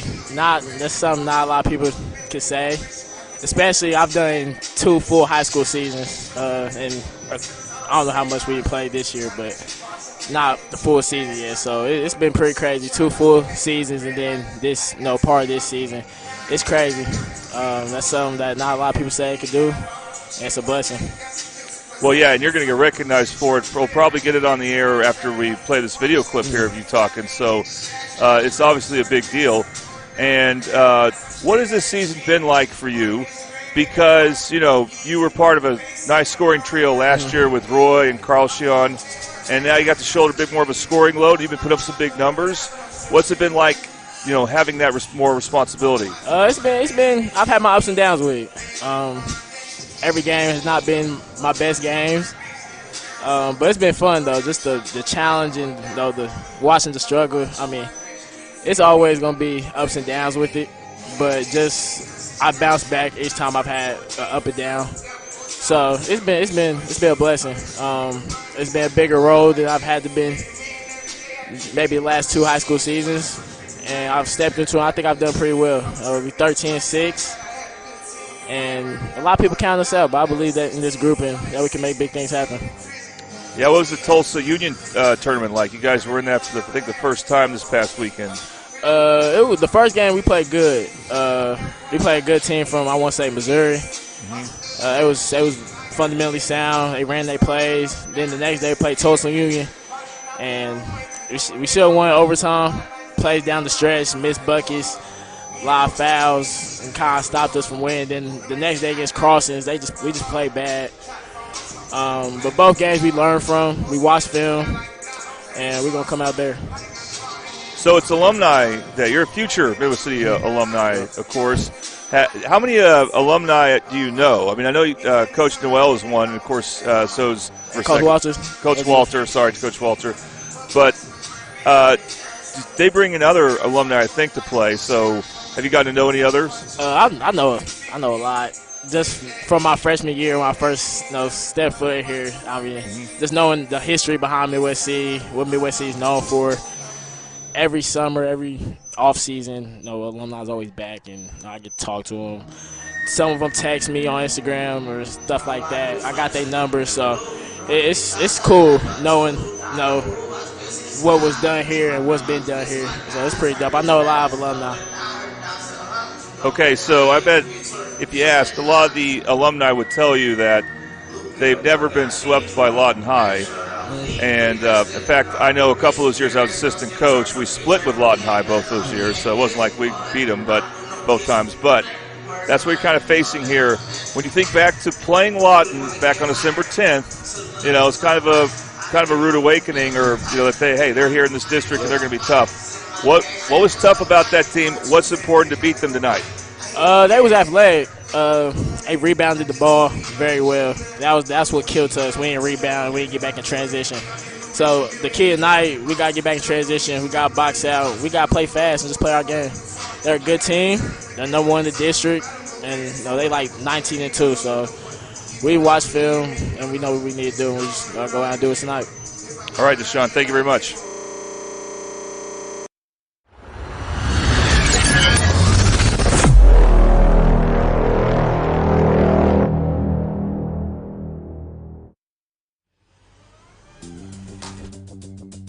Whataburger, please Brent back the Monterey melt. Brent back.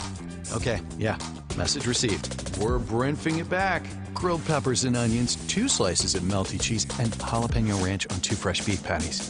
Brent it on. The Whataburger Monterey melt is back. We brunched it all right. What a burger. Have you ever seen an insurance commercial and ask yourself, are they really telling me the truth? Well, guess what? They're not. Somebody runs a red light and you think all of a sudden their insurance company's going to be all neighborly about it? Insurance companies aren't in the business of saving you money. They're in the business of keeping your money. So remember, save our number in your phone so when tragedy strikes, call Rob and Will.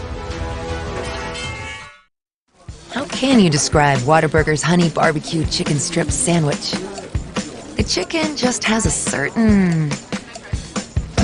And then there's the sauce that just gives you a little bit of... And the cheese? It's the exact right amount of... It's almost too hard to put it into... Yeah, that's the word I'm looking for. The honey barbecue chicken strip sandwich at Whataburger. Just like you like it. If you've lived in Oklahoma long enough, you'll know that we get extreme weather. With that extreme weather comes hail damage to your roof and an insurance claim. When that happens, there's not a better company to deal with on your insurance claim than Cantrell Roofing and Construction. Since 1987, Cantrell Roofing and Construction has proven to be the best in the business, and always remember, got hail? Call Cantrell. Call them at 405-642-8558. The Honey Butter Chicken Biscuit at Whataburger, available from 11 p.m. to 11 a.m. Only it's not that time right now, so it's not available. Instead, we must sit here until 11 p.m. watching footage of the flaky, crispy, buttery goodness that is the Honey Butter Chicken Biscuit. Once again, our desires are denied by, ooh, look, the honey barbecue chicken strip sandwich. That'll hold us over till 11 p.m. What a burger.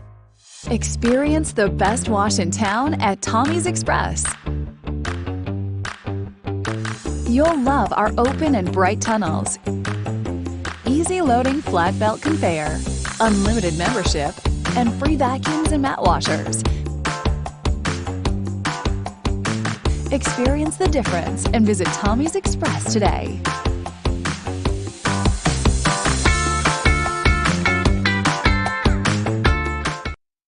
College is more than just going to class. College is a journey. It's meeting new people and making new friendships that will last a lifetime. It's learning from professors who care about you and your success. And finding out it can be really fun and rewarding. It's discovering that thing you want to do for the rest of your life. Cameron University is all about helping you grow and succeed. Because your success is our success.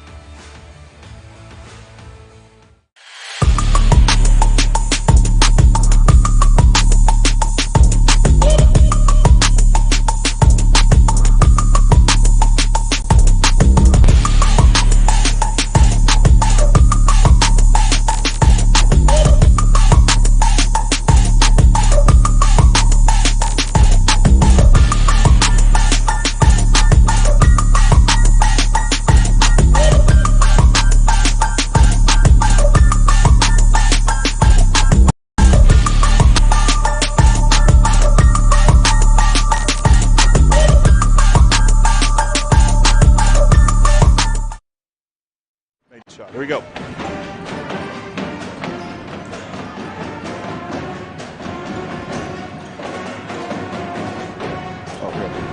We are live here at J.E. Sutton Fieldhouse, home of the Midwest City Bombers. Ray Maytubby, Jordan Ray on the call. As we had just concluded the girls' game, it's time to get on with the final game of the night. The boys go toe-to-toe, head-to-head, one-on-one. It is the Midwest City Bombers versus the Lawton Wolverines. Jordan, let's talk about it. What can we expect from this game, in this game for both teams? I want to apologize. I have the wrong record on for Midwest City. You're going to see the correct one right now. Got confused with, I got their overall record correct, 13-6. But their district record's only 6-3. So they're still 2 games behind both Lawton and Del City in the loss column. And they're currently in 4th place because they also lost to John Marshall. So they have some ground to make up. If they can get this win, and you know, Lawton does well against John Marshall, let's say, this is something that could get Midwest City back in contention. They would finish. They would probably be 3rd, or they would have a chance to get to 3rd. They kind of need Del City to beat John Marshall on tomorrow, which could happen. It's a good chance of that. That'll be an interesting game. And then for Lawton, they could have had this district all sewed up. They had a 7-point lead and the ball against Del City on Tuesday. And Del City, as they often do, they're able to flip a switch like few others. And they were able to come back and win. And we're going to show you that play. This is, again, the last play. I know Lawton fans may not like to see this. The Midwest City fans were probably rooting for Lawton as well. But this is how the game ended here. So let's go ahead and play this one. You're going to see in slow motion here. We'll reset it here. You see the end of the celebration. There we go. So Lawton chose not to pressure the inbounder, and Corey Barnes got picked, and the great Tavares Deans, who's a great player for Lawton High, stayed with Caleb Blackwolf for Del City. He's kind of treating Caleb Blackwolf like, Caleb Blackwolf is the second coming of Steph Curry, and that left Mishon Graham open for an alley-oop play. So we'll talk more about that from the Del City point of view, but for Lawton, it's just important to shake that one off. They actually still control their own destiny because they beat Del City by 3 points, lost Del City by 2, so slightly better margin of victory, and they should get a tiebreaker. I believe that's how it works, unless they change the rules from last year. Yeah. So they just have to focus on just forgetting about that and just, win their games ahead of them. They beat Midwest City on December 10th by about 10 points. They were the better team, the more physical team. Just outplayed the Midwest City every which way. Midwest City, a couple of their really good players are a little banged up. They're still going to play, but they won't start. So it's going to be interesting to see how Lawton High chooses to take advantage of that. But two very athletic teams, Ray, and a lot to look forward to. Absolutely. And we are here now going to get ready for this ball game. Our first quarter, which will be brought to you by Scrambles. We start this game the way you should start your day. For breakfast or brunch, try their chicken and pancakes and deep fried French toast. You'll find them at 1742 Northeast 23rd Street in Suite A in Oklahoma City, Oklahoma. Call them at 405-900-5972. We're going to go take a break, ladies and gentlemen, while we continue to prepare and get ready for this game. You're watching Lawton basketball and the Middale basketball on the Oklahoma Sports Network.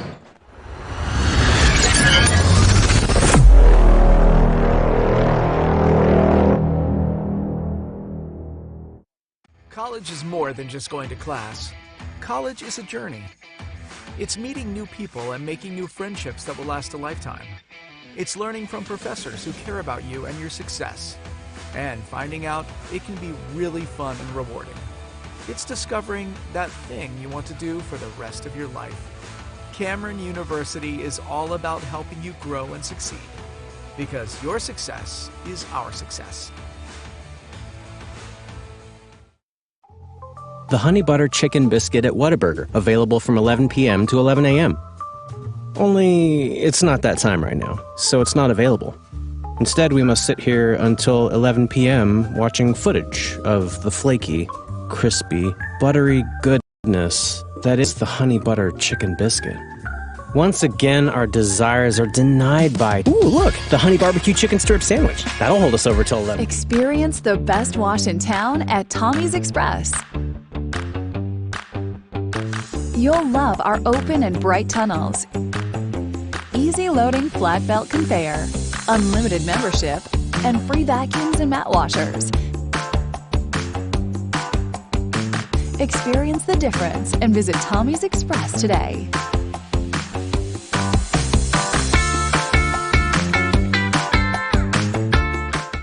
How can you describe Whataburger's Honey Barbecue Chicken Strip Sandwich? The chicken just has a certain... And then there's the sauce that just gives you a little bit of... And the cheese, it's the exact right amount of... It's almost too hard to put it into... Yeah, that's the word I'm looking for. The Honey Barbecue Chicken Strip Sandwich at Whataburger. Just like you like it.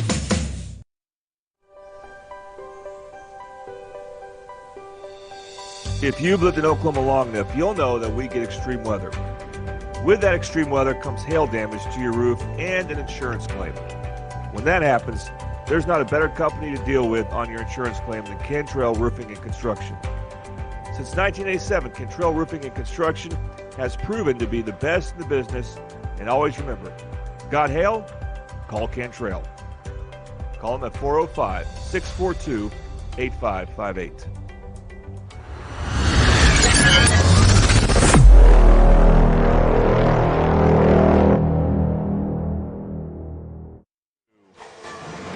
And we are back live here at J.E. Sutton Fieldhouse, home of the Bombers. Ray Maytubby and Jordan Ray with you as we are about to announce the starting lineups. The starting lineups is brought to you by Dynamic Health.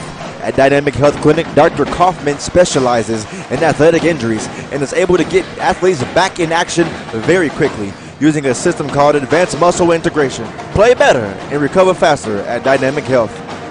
All right, so we want to recognize first Kent Hildebrand again is going to be reading the starting lineups, and it should be any second now. They're just now starting to get the Lawton players over to their side, which they are now. They're just waiting for the band to stop. That band, Ray, is relentless, I got to say. Yeah. They've been tuned up all night. Good evening, everyone.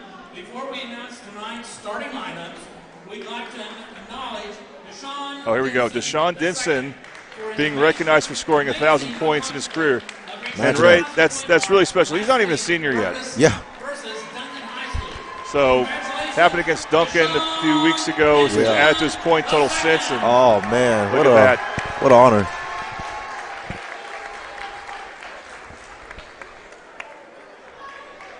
That's nice. Pleasure to talk to him earlier today. Who knows? He could score 1,000 more before you know it. Yeah. He's capable. Starting for the Wolverine, number 1, Young. Number 2, Tavares Dean. Number 3, Pene Royacore. It's Passagote. Number 10, Anthony Patrick. And number 11, Champ Brewer. And now the starting lineup for your Midwest City Bombers. Number 1, Ryan Holloway.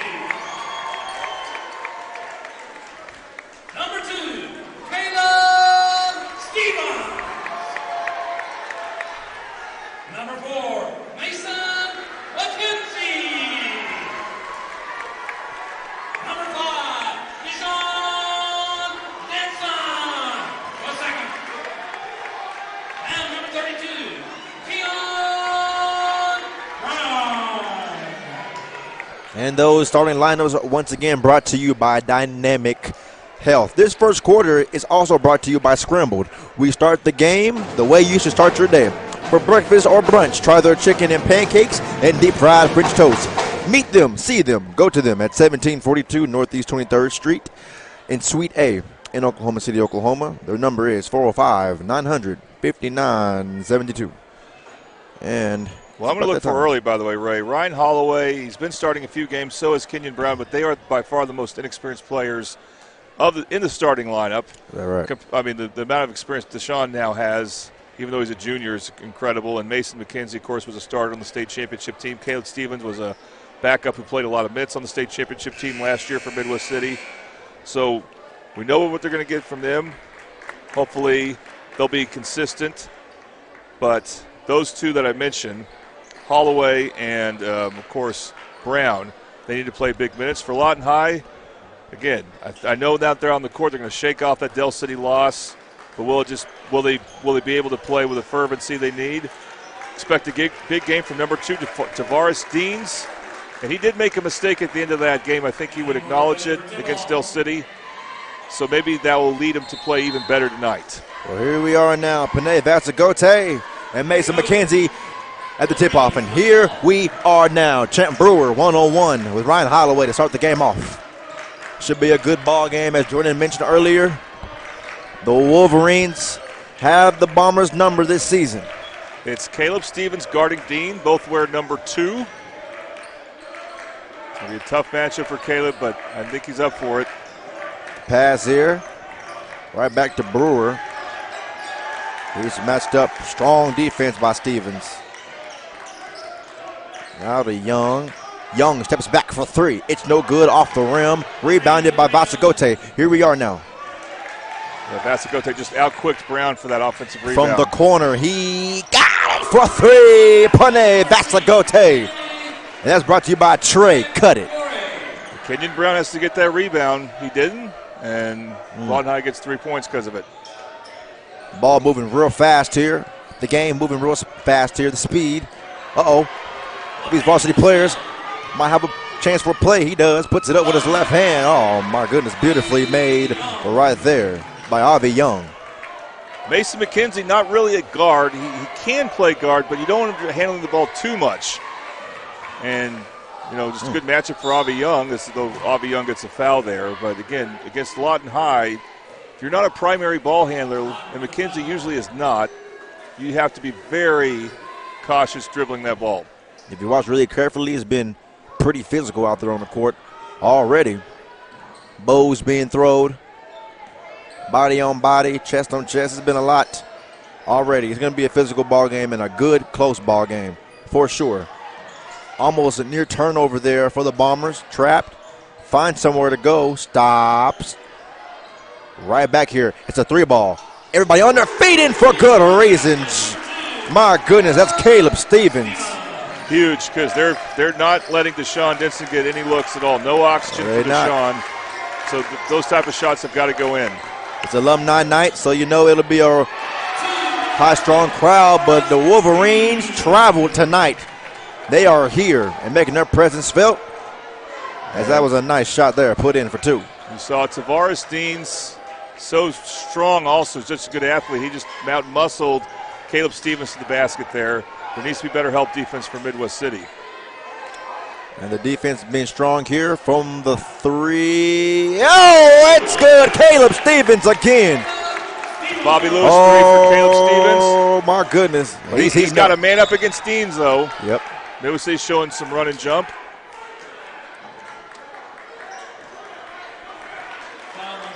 How is Midwest City going to get Denson involved? They need to set some good screens for him, but right now he's being suffocated on offense. That is very true. Brewer. Oh, and down goes the man. Yep. Oh, they got it. Well, there's a good response by Stevens on defense after he got burned the last possession. Draws a foul on Champ Brewer. Brewer's the one who hit the game-winning 3 against Del City a few weeks ago. It was a 4-point play. And by the way, the fact that it was a 4-point play and he made that free throw is what gives Lawton High a head-to-head tiebreaker against Del City. Down goes Stevens. Trying to find somewhere to go. And yep, timeout called there by Coach Noel. Kind of early to use a timeout to save a possession, but it's that type of game, so I get it. You would think this would be a 30, and it will. Yeah, physical game so far. Caleb Stevens has been huge making those 2 threes. So I think Midwest City's going to be tested. Lawton High, they play a physical man defense, kind of the way we saw Midwest City play last year. And Del City will play that way too. And I'm not sure if many other teams like that in 5A, at least not on the west side. Well, a 7-6 your ball game.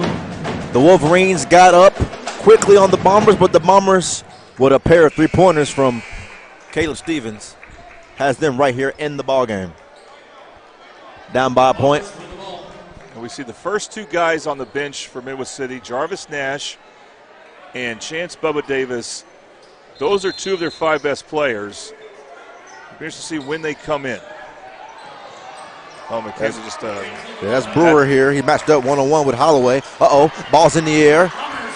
The Bombers with the ball now. Almost lost it, though. The pass to Stevens. Brewer right there with him. Uh-oh. And it is good. Beautifully put in there by Keon Brown. And that instant replay is brought to you by Super Subs. The defense is strong from the Bombers, and they have support in their home arena. Keon Brown, he will finish. He finishes pretty consistently. Just plays under the basket. Doesn't try to do too much, but he's not a ball handler. So against the quick defense by Lawton High, like if you only have 4 ball handlers, that could be an issue, but not yet. Deans puts it up. It's no good. Almost got his own rebound, but it will be rebounded by Ryan Holloway, who finds Deshaun Denson the second. Denson stops. Ooh, it's no good for Denson. Trying to add on to his 1,000-plus points. Brown, no good. Uh-oh. And the Wolverines finally recover. That's the first time Denson touched the ball. I think that's why he looked to score. He's kind of impatient. On the other hand, I thought it was a pretty good shot, actually. Uh-oh, a 3-ball here. Oh, it's good. Good God almighty. Tavares Deans. It's Anthony Patrick. Correct. Sorry, excuse me. He's a tall guy who can shoot. So whether it's Brown guarding him or whoever, you have to be aware of that. The pass here. Oh, stops for 3. It's no good off the mark for Mason McKenzie. Yeah, he never really got set. I don't think that's a necessarily good shot for him. He needs to get set, and then he can hit a 3. Patrick again stops, pulls up. It's good again from Anthony Patrick, the junior. Boy, that is I knew it was good, but that was an unbelievable shot. Yeah, it was. Pull up on the baseline. And now Chance Bubba Davis is set to check in. Ryan Holloway. He has a look for 3. It's no good, in and out. I know he's probably angry at himself for that one. That looked like it was going in. Brewer with the pass here for 3. He got it for 3. Tavares Deans. lot of threes this game. Yeah, it is. It's Brown. Oh, Kenyon Brown, the sophomore. Trey cutted threes, by the way, for Lawton High. And like I said, Kenyon Brown, it's a really good finish. He knows where to use the backboard. From the corner again. Anthony Patrick matched up with Mason McKenzie. And whistle. Kind of a half whistle there. Yeah, you heard that. Not a really full whistle like you normally hear. But yeah. It's going to be on Mason McKenzie.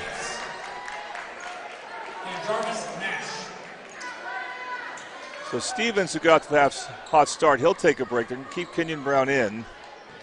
It's Holloway who comes out along with Stevens. But this is probably a better lineup for Midwest City. And they got to step up on defense. Lawton High is scorching right now.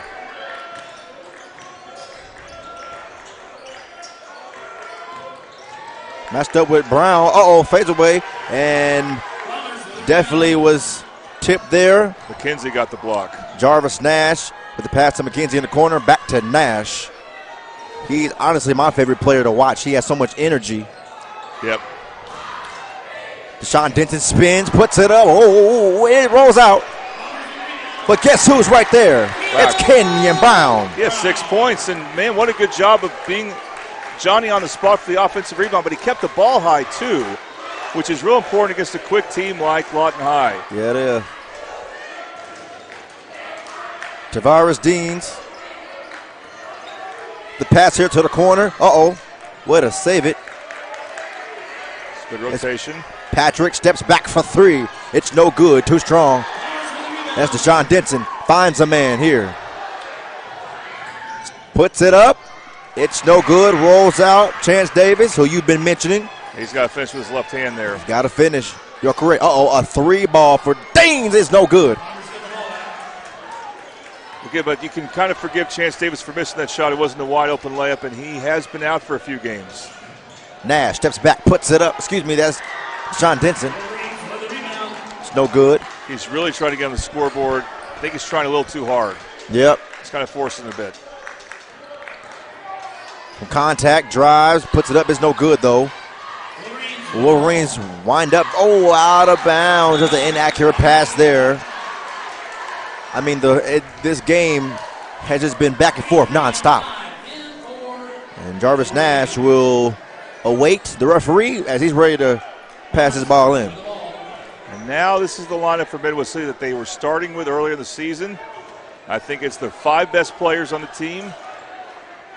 We'll see how they do. Of course, been not totally healthy. Deshaun to the corner to Nash, who's messed up with Anthony Patrick. He gets it to McKenzie. McKenzie not set again as he pulled it up. It's a tough angle to hit that shot unless you just practice that a lot. So McKenzie should either attack or at the very least use the backboard, I think. 15-12 your score, 3-point ball game. The Wolverines are on top.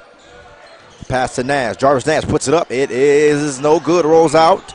He made a good move, too. And look at him, just everywhere. Yep. For three. Caleb Stevens for three. That is Bobby Lewis Insurance three-pointer with 5 seconds to play here in the first. What will we get? He stops, trying to figure a three. It's no good. Foul on Stevens. That's probably shooting a three. It is. It's going to be 3 free throws. Yep, and Coach Noel knows it. But we'll get to that when we come back. Ladies and gentlemen, that is a conclusion of the first quarter. You're watching Mid-Dub basketball and Lawton basketball on the Oklahoma Sports Network.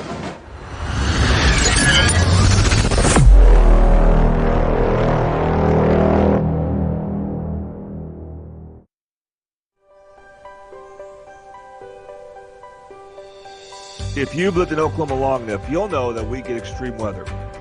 With that extreme weather comes hail damage to your roof and an insurance claim. When that happens, there's not a better company to deal with on your insurance claim than Cantrell Roofing and Construction. Since 1987, Cantrell Roofing and Construction has proven to be the best in the business, and always remember, got hail? Call Cantrell. Call them at 405-642-8558.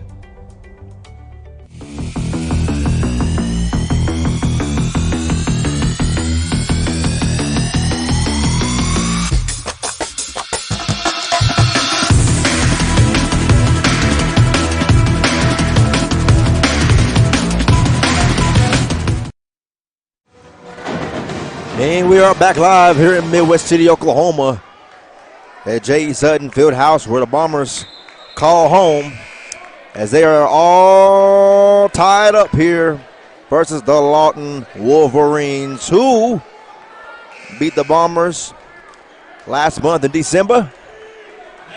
It's been a very fun first quarter. I need that for the rest of the ball game. We had a lot of Bobby Lewis threes and a lot of Trey Cuttit's threes. I don't see as that. As well as free throws. Yeah, I don't see that staying. By the way, the foul that led to 3 free throws for Anthony Patrick, but he missed them all. Yes. So the score stays the same, and Midwest City going zone to start the second quarter. Tavares Deans. The pass down low, puts it up, no good. Rolls out. Ooh. Oh, that ball is everywhere. Jarvis Nash. Oh, whistles. Yeah, he did. Caused him travel. Jordan saw it. He made a great steal and then dribbled and picked it up, dribbled again. Actually, that's a double dribble, I think, is what should have been called. But he just still. plays so fast, man. He plays so fast. He's still kind of a raw player as far as ball skills, but he's still one of their 5 best, and he makes stuff happen. He made that 3-point shot happen after a missed layup. Not a bad missed layup, but he stayed with the ball, got deflection. So you love his energy. Rucker passes it in to Nikhil Adams. And the defense is strong in the student section. That looks like a man defense. Watch it, watch it, watch it. The pass over here to the corner.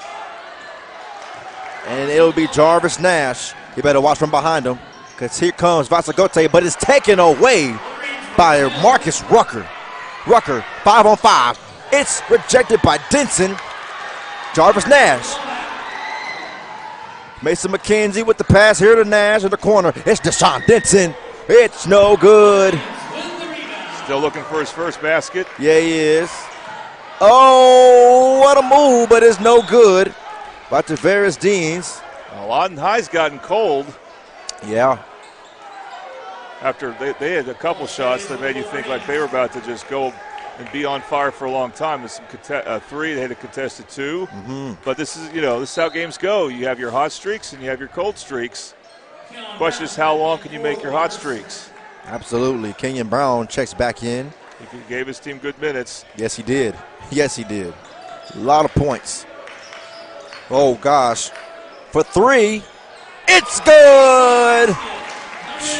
Brewer for 3. That Trey cut it, 3. And he hit the game-winning shot against Del City, so he's not afraid to shoot. No, he ain't. Gives it to Caleb Stevens. He's matched up with Brewer.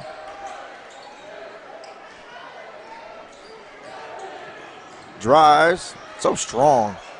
Yeah, he got bumped, too. Yeah, he did. You saw that? Not on the shot. He got bumped on the floor. Mm-hmm. But, again, Chance Davis is going to be a little rusty. He played the first half against Altus 2.5 weeks ago, but hasn't played since. Kenyon Brown now trying to find somewhere to go. Uh-oh, tripped up. Down he goes. Whistle's blown. Caleb Stevens, the junior, 6 foot. Yeah, good use of a pump fake. Don't show the 3, but find your time to attack. And Ryan Holloway will check in for Bubba. So, again, you can tell he's still kind of rusty, is Chance Davis. Yeah. We'll see if the next time he's in, if he'll start to play a little bit more of a spark. This second quarter is brought to you by Buffalo Wild Wings. You can go to them at 5500 Tinker Diagonal in Del City, Oklahoma, as we are 2 minutes into this second quarter. This is Marcus Rucker now. 5-second count on Midwest City throwing in the baseline to bounce play. Not something you often see. Pass here. Oh, my goodness, for 3 again. Too short that time, though, for Brewer. All the ball is lost. Well, Lawton High will reach in because, like Midwest City, they want to be aggressive on defense. They want to get steals. They've gotten a couple. Yeah. But sometimes they'll reach in and it will be a foul instead. Stevens trying to find somewhere to go. Uh-oh, better hurry.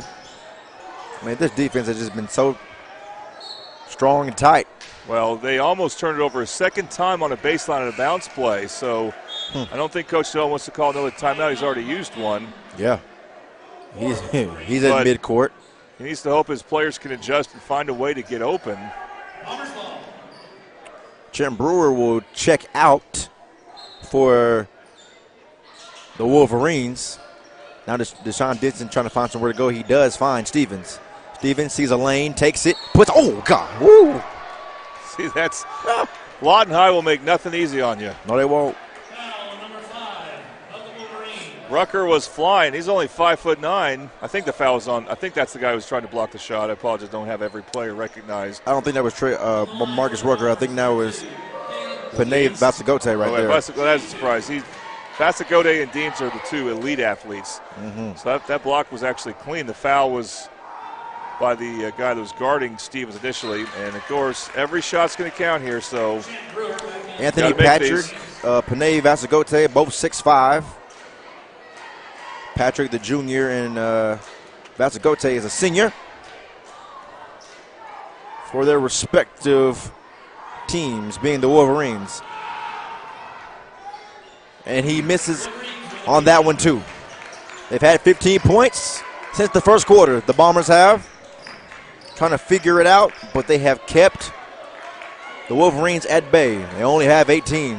They were tied coming into the second quarter at 15. Tavarius Deans with a no-look pass to Vasagote. He steps back. Brewer back in the game now. Avi Young goes to his left. That was Deans. Now to Brewer, puts it up. Beautiful shot, no good though. Oh, almost. I was going to say the defensive rebounding for Midwest City was really good on that one. Has been good this game until that play. And there was an earlier play where they missed a rebound, but in between they've been pretty good against Lawton High. Got to control that, though. Dumps it off to Deans. A three ball again. You got to stop him. He don't keep doing it. That's Trent Brewer, ladies and gentlemen, for that Trey cut at three. Good in-house play for Lawton High. Deshaun Denson, as Jordan has mentioned 2 times now, has not been on the board. No points as of right now. Puts it up. No good. Deshaun Denson. Avi Young now matched up. Oh, watch it. It's going to be a foul on McKenzie. It is. Taking second. Denson got a good block. Yeah, he did. McKenzie will be called for the foul. And Denson, again, he gets recognized for scoring 1,000 points, but against a bunch of athletes like this, he's pushing it a bit too much. That was a long two that just wasn't really an ideal shot for you. By the way, Trey Cuttitz, the three-point sponsor for Lawton High, is also their free throw sponsor. Trey Cuttitz, Avi Young, he converts on his first one, making the score 22-15. Bombers have to lock in and they have to finish at the rim and take better shots.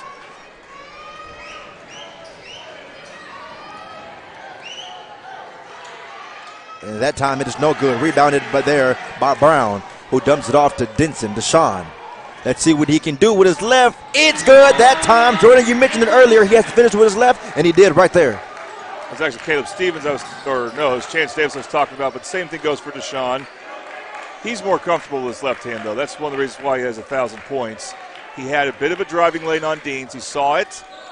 Good job getting to the basket there. Brewer, who has been dangerous already. A three. Oh, nice pass there.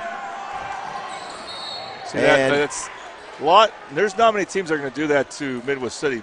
Lawton High is one. Del City can be the other.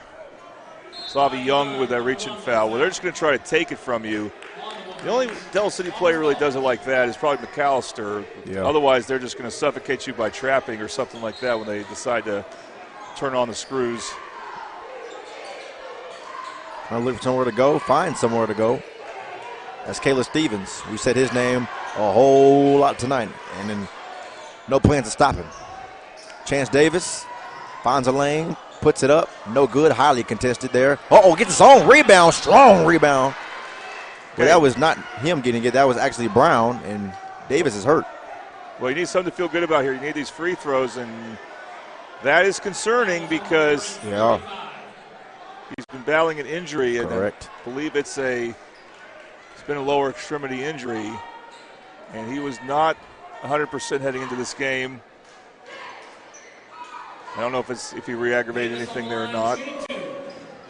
But he needs something to feel good about here. So he needs to hit a free throw. Absolutely. Toonie buys houses free throws. Toonie buys houses, they'll buy homes in any condition. Boy, the Bombers from the free throw line, they're too good of a shooting team to do that. Yeah, that has been interesting. And here they are at 17-22 with the score. 3:47 to play here in the second quarter. This is Mason McKenzie trying to convert on his second, and he does. Much needed. It's Bubba Davis there getting on the scoring board. He shakes off that little injury or that pain that he was feeling when he went down on that last possession.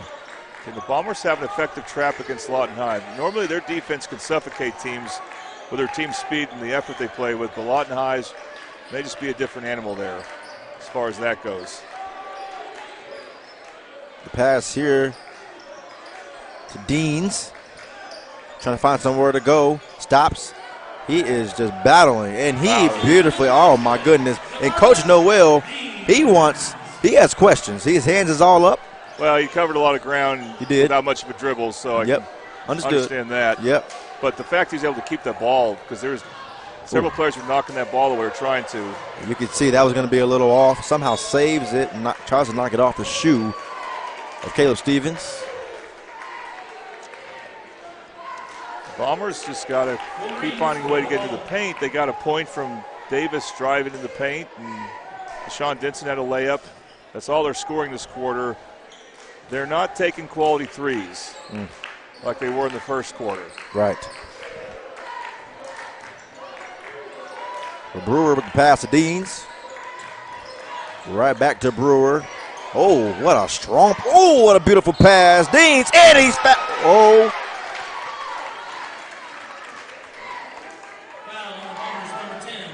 Mario Jones, he wants to travel, but that's going to be, he ain't getting it. You know, when he has the ball around the paint, talking about Deans, you may need to put two hands on the ball somehow. Yeah, Deans has been absolutely incredible tonight. He's so explosive now. This may not have been in the act of shooting, or was, but they haven't given them the points yet. They have not added points to Lawton High. I think they should have 27 now. Well, I thought they had 24. Maybe no, not. Yeah, they had 22. Okay. Oh, what a beautiful shot there by Kenyon Brown. He just plays around the paint, and he keeps the ball high when he gets it, and he's looking better than he has early in the season. He's definitely made some improvements. Absolutely. He looks good. I believe that's 10 points for him. Could be wrong. Don't quote me on that. But it's close. Right.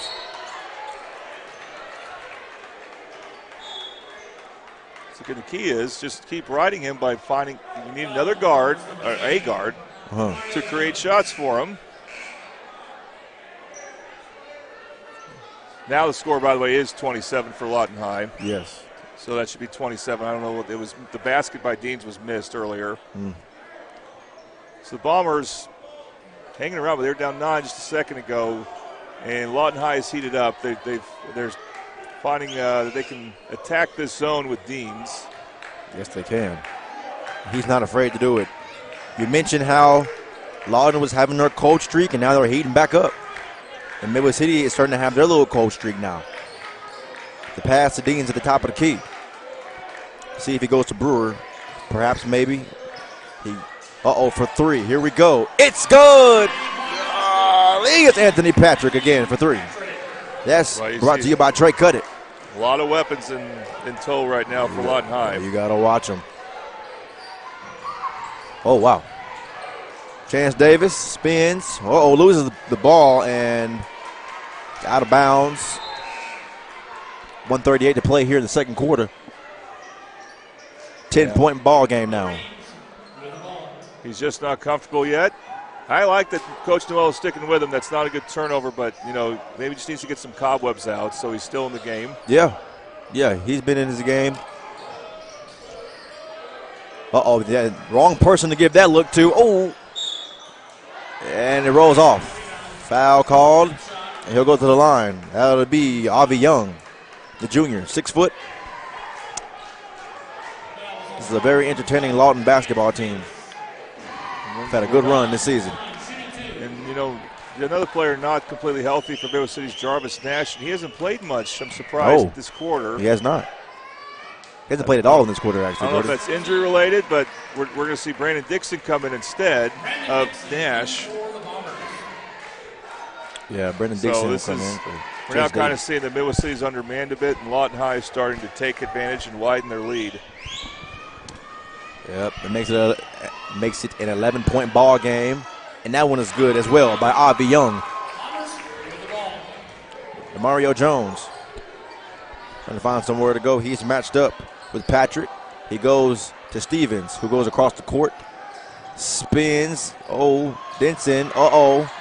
Luckily, gets out of trouble. Look at that. Beautifully put together there by the Bombers. Deshaun Denson. DeMario Jones, give him credit for getting that loose ball and getting out of a crowd that was trying to force a jump ball against him. Absolutely. Strong pass. Here we go for three again for Brewer. Is off. No good. Out of bounds. No, I lied. Right back to the Bombers. Deshaun Denson slows it down. Drives, though. Puts it up. It's rejected. Oh, and guess who finishes off for him? Kenyon Brown. It worked out for Midwest City, but gosh, that was a lot of contact for no foul. Yep. And you know, Coach Noel. Anybody. Coach Noel has definitely been questioning the calls tonight. Ooh, what a pass, almost. Whoa. And the ref didn't see that. No, they changed it. He didn't. Okay. Kind of had his back turned to Champ Brewer, as Brewer probably didn't need to try to save that ball, but when he did, he stepped out. So yeah, he did. This is big for Midwest City here. I believe they're going to get the jump ball to start the third quarter, so they can get a basket to end the second quarter. Well, we have some reason to believe. Are down to seconds here in this first half. Denson just dumps it off to Stevens. Stevens, he's fouled in the act of shooting, so he will go say hello to that free throw line. And he missed 2 free throws his only trip. Yeah. It's important for the Bombers to have a plan on defense now. They didn't wait for the last shot. It's understandable that can be, catch-22 if you do that. So they had a good possession, but they got 8 seconds for Lawton High. Lawton High can do a lot with 8 seconds. Cooney buys houses free throws, though. First one goes in. In fact, Lawton High is going to call a timeout, so Coach Smith, Chavis Smith, yes, who was from Duncan originally, but coached at Millwood, is going to drop a play. 30 seconds to go. I want to let you guys know I hope to talk to a Midwest City alumni, a more recent one than we talked to in the girls' game. Yep. It is alumni night. For those of you just joining us, Ray May Tubby and Jordan Ray on the call for this Friday evening ball game. A lot of games on the network as well, ladies and gentlemen, if you're interested in checking any of those out. So thank you for joining ours. 32-25, your score. Last checked, also on the network, another team from Lawton played another team in Midwest City. I don't know if they shared a bus, probably not. Yeah. But Lawton MacArthur over at Carl Albert, that game was really close last I checked. Lawton MacArthur actually had a small lead. This was earlier in the game, but that's a game I would check out. That's those teams are second and third in the district, so big game. If you want to finish second, it's probably it's more important probably to go from third to second than it is to second to first, because if you finish second, you get a host to regional. Absolutely. Broken down to perfection there by analyst Jordan Ray. Here we go from the corner. It's good again. Oh, Champ Brewer. And that will conclude the first half. We are going to halftime, ladies and gentlemen. And when we come back, we'll talk about it. It's 35-26, your score. Wolverines are on top. You're watching Mid-Dub basketball and Lawton basketball on the Oklahoma Sports Network.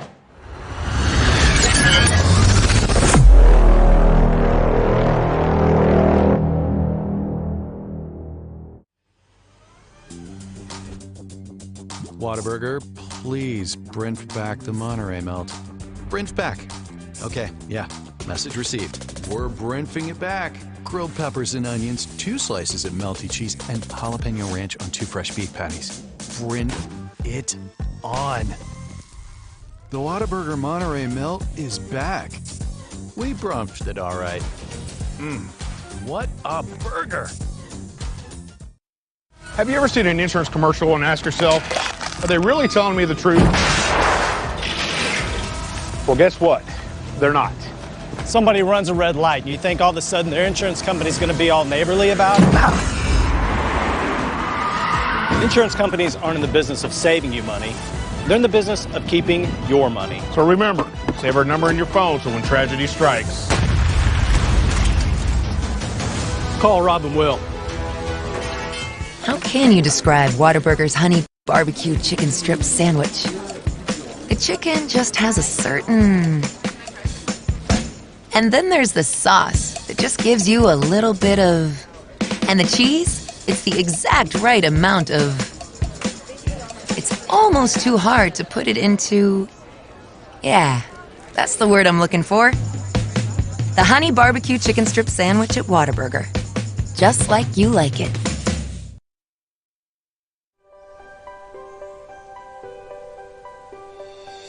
If you've lived in Oklahoma long enough, you'll know that we get extreme weather. With that extreme weather comes hail damage to your roof and an insurance claim. When that happens, there's not a better company to deal with on your insurance claim than Cantrell Roofing and Construction. Since 1987, Cantrell Roofing and Construction has proven to be the best in the business, and always remember, got hail? Call Cantrell. Call them at 405-642-8558. The Honey Butter Chicken Biscuit at Whataburger, available from 11 p.m. to 11 a.m. Only it's not that time right now, so it's not available.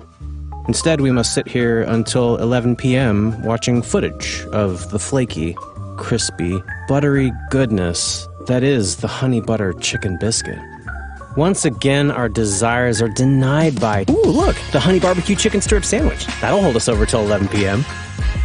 What a burger. Experience the best wash in town at Tommy's Express. You'll love our open and bright tunnels, easy loading flat belt conveyor, unlimited membership, and free vacuums and mat washers. Experience the difference and visit Tommy's Express today.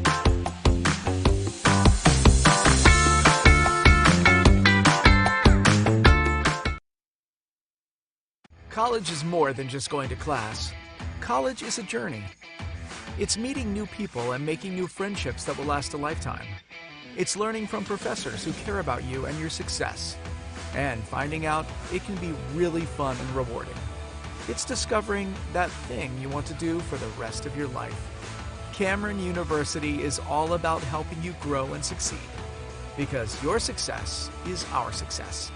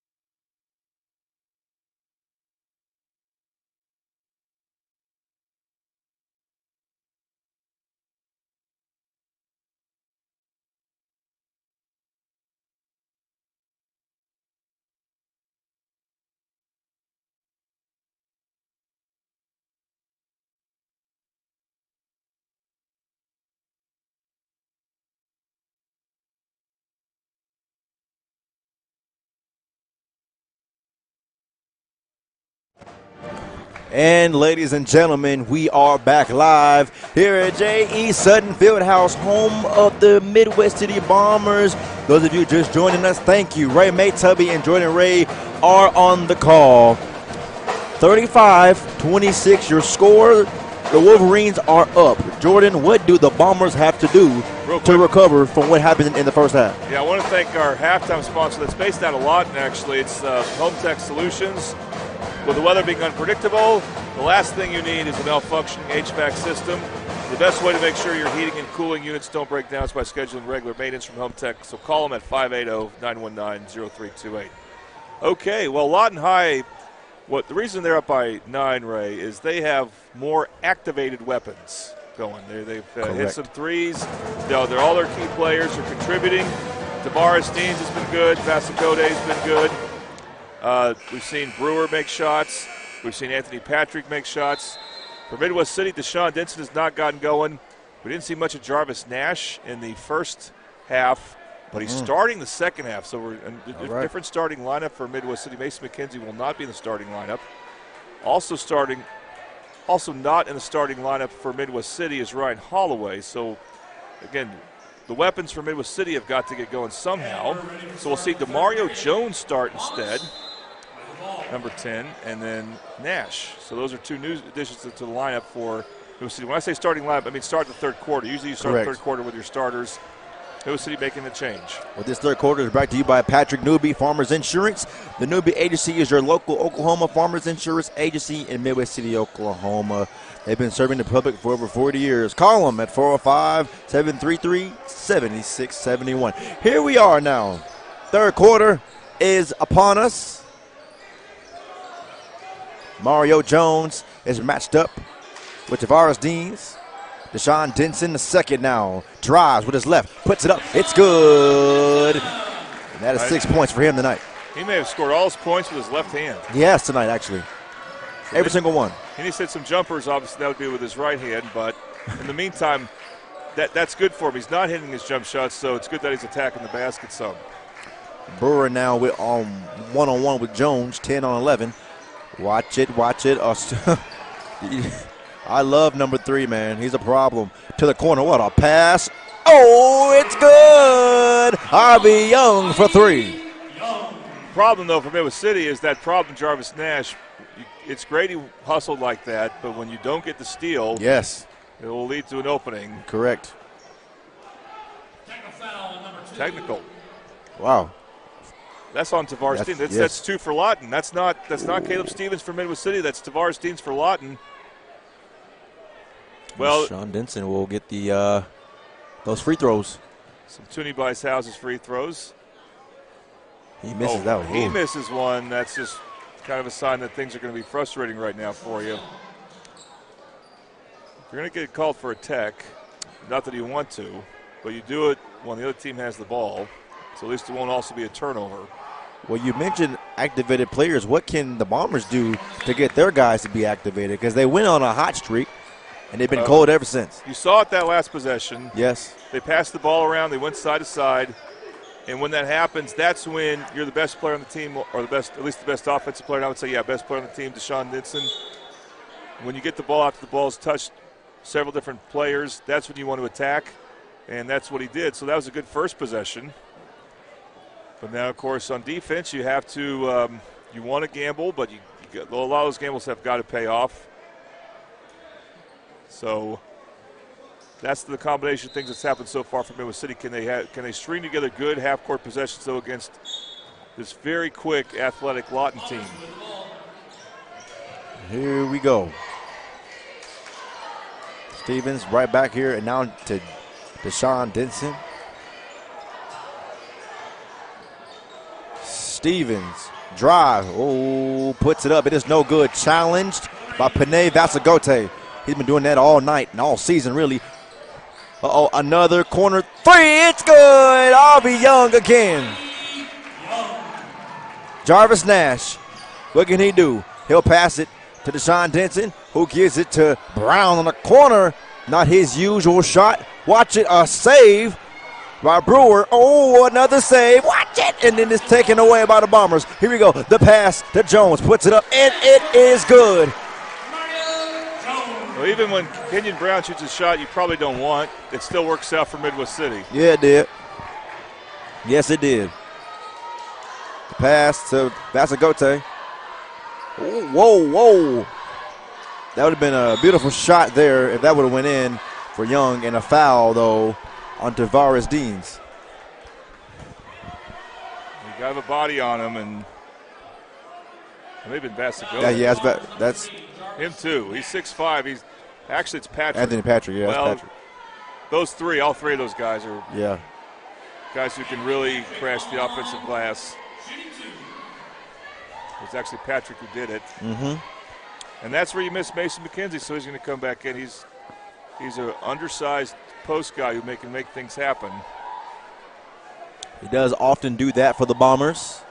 He's got 2 fouls. And he played a lot in that first quarter. Did not see him as much in the second. I wonder if we'll see the end of Jarvis Nash here. Now we have a Lawton High coach with a scorebook. And yeah, he does. They're either going to talk about how many points one of the teams should have. Yeah. Either he thinks Midwest City has too many points or Lawton High doesn't have enough. Coach Shavis or Smith. it's about fouls. So they're going to check the official scorebook. This is what we're not saying this right now, but that's what's going on. Coach Noel from Midwest City looked towards his bench and kind of had, shrugged his hands. I don't know. Yeah, he doesn't know either. What it means exactly. You have a fan showing the official a phone. I'm not sure what's on it. But Lawton if a fan gets involved, it's probably not fouls. They think the score should be different. And yeah. I missed where they did have a problem with the scoreboard in the second earlier, quarter, but it got corrected. 27 points. Right. They gave Lawton 25 after they didn't count an and one by Deans, but that got corrected. We have a miss. I hope that we'll see if that should count as a miss. And now a timeout, and I don't know if it's an official timeout or a 30. They're not motioning. The games that me and you have called lately, we get a lot of officiating issues recently.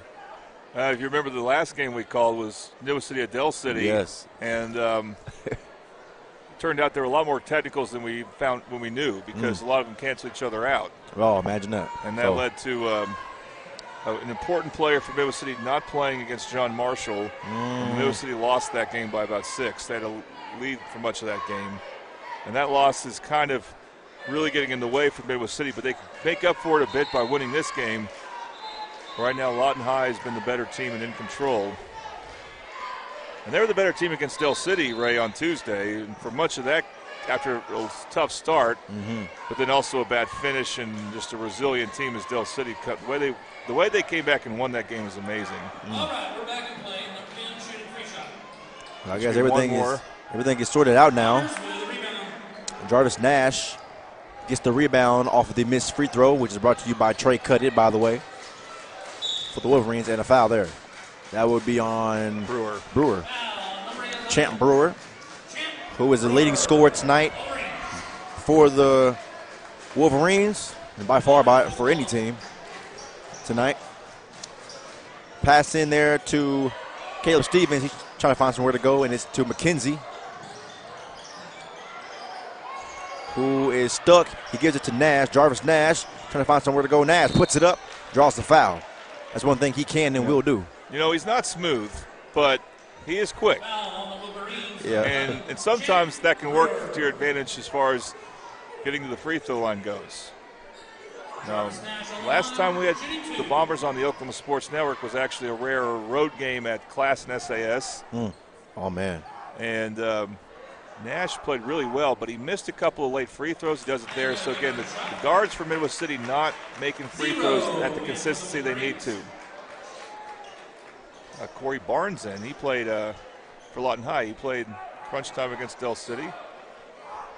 Corey Barnes, number 0. I haven't said his name or seen him tonight. No. He's in now. And that is good that time by Jarvis Nash. He needed that one. So Brandon Dixon, who he's a really good defensive back in football, and he's guarding Deans. Look at this. Good, stayed with him pretty well. Yes, he is. as you just called him out for, and puts it up, and it is good. Corey Barnes, and just exploded the basket too quick for, I think is that McKenzie trying to draw the charge? Yeah, he tried it. That'd be 3 on him. That's a good call. McKenzie got there late. Oh, Stevens. Yeah. Stevens tried to draw the charge.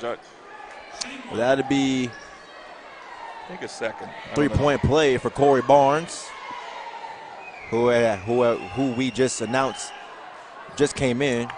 Aggressive on his attack to the rim right there. Here we go. Jarvis Nash matched up with Barnes. Be a fun matchup to see. McKenzie can't get it. Bachagote gets it to Patrick. He finds Young. Avi Young matched up with a really good defender. Steps back, and it is no good. Tips it, and it's recovered there by Brandon Dixon. Stops, pulls up, and it's no good. Too strong. Gets his own rebound almost, but the referee calls a whistle and a foul. Deshaun Denson has not made a jumper tonight. We are going to see now Deshaun Denson pass the ball into one of his teammates now, and some changes being made on the floor. We haven't seen Denson make a jump shot yet. He had a good one there.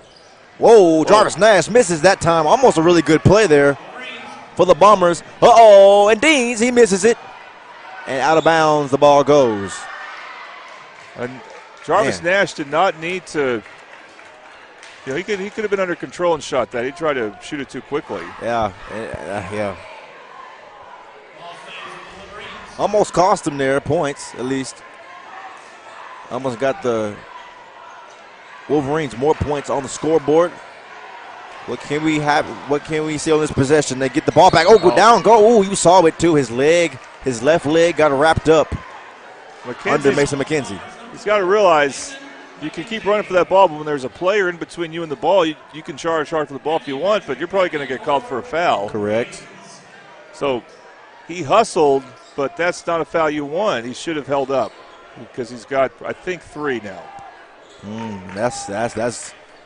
He's a very valuable player to this basketball team. Tavares Deans matched up with Jarvis Nash. Young now. Another whistle. We've heard a lot of those. Now Caleb Stevens got to be in some foul trouble. Yeah. Oh, man. That hurts, doesn't it? Yes. Yeah, he's probably, if I had to pick one other Bomber to shoot a 3 besides Denson late in the game, I'd pick Stevens. Young drives with his left, no good, and maybe another one on McKenzie. And again, you got to. That the problem is if you don't jump with Lawton High, and then you're boxing them out while they jump, you're just going to be in trouble there. It's been a stagnant score. 33-42. Hasn't gone anywhere, and this is. Well, Bubba Davis has been sitting at not the end of the bench, the front of the bench. And I think he's been pleading with Coach Noel. You could see his hands be like in that pleading motion. Yes. And he got his way, and it's probably because McKenzie's in foul trouble. Well, he had a rusty first half. They need him to not be so rusty in the second as Trey cut his free throws. Yes. Second one in for Lawton High. Well, where we are now. Yeah, Ryan Holloway, we haven't said his name a lot since early in the second quarter. Deshaun Denson now drives, puts it up. No good. Rebounded there by the Wolverines. Here goes Patrick. Will he get it? Yes, he will. It's good for 2. And that will be a timeout called, and it'll be a full as well. So with that being said, we're going to go take a timeout, ladies and gentlemen. You're watching Midday Basketball on the Oklahoma Sports Network.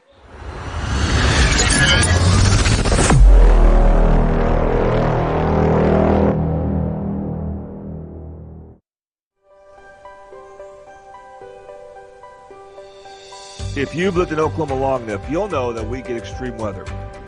With that extreme weather comes hail damage to your roof and an insurance claim. When that happens, There's not a better company to deal with on your insurance claim than Cantrell Roofing and Construction. Since 1987, Cantrell Roofing and Construction has proven to be the best in the business. And always remember, got hail? Call Cantrell. Call them at 405-642-8558.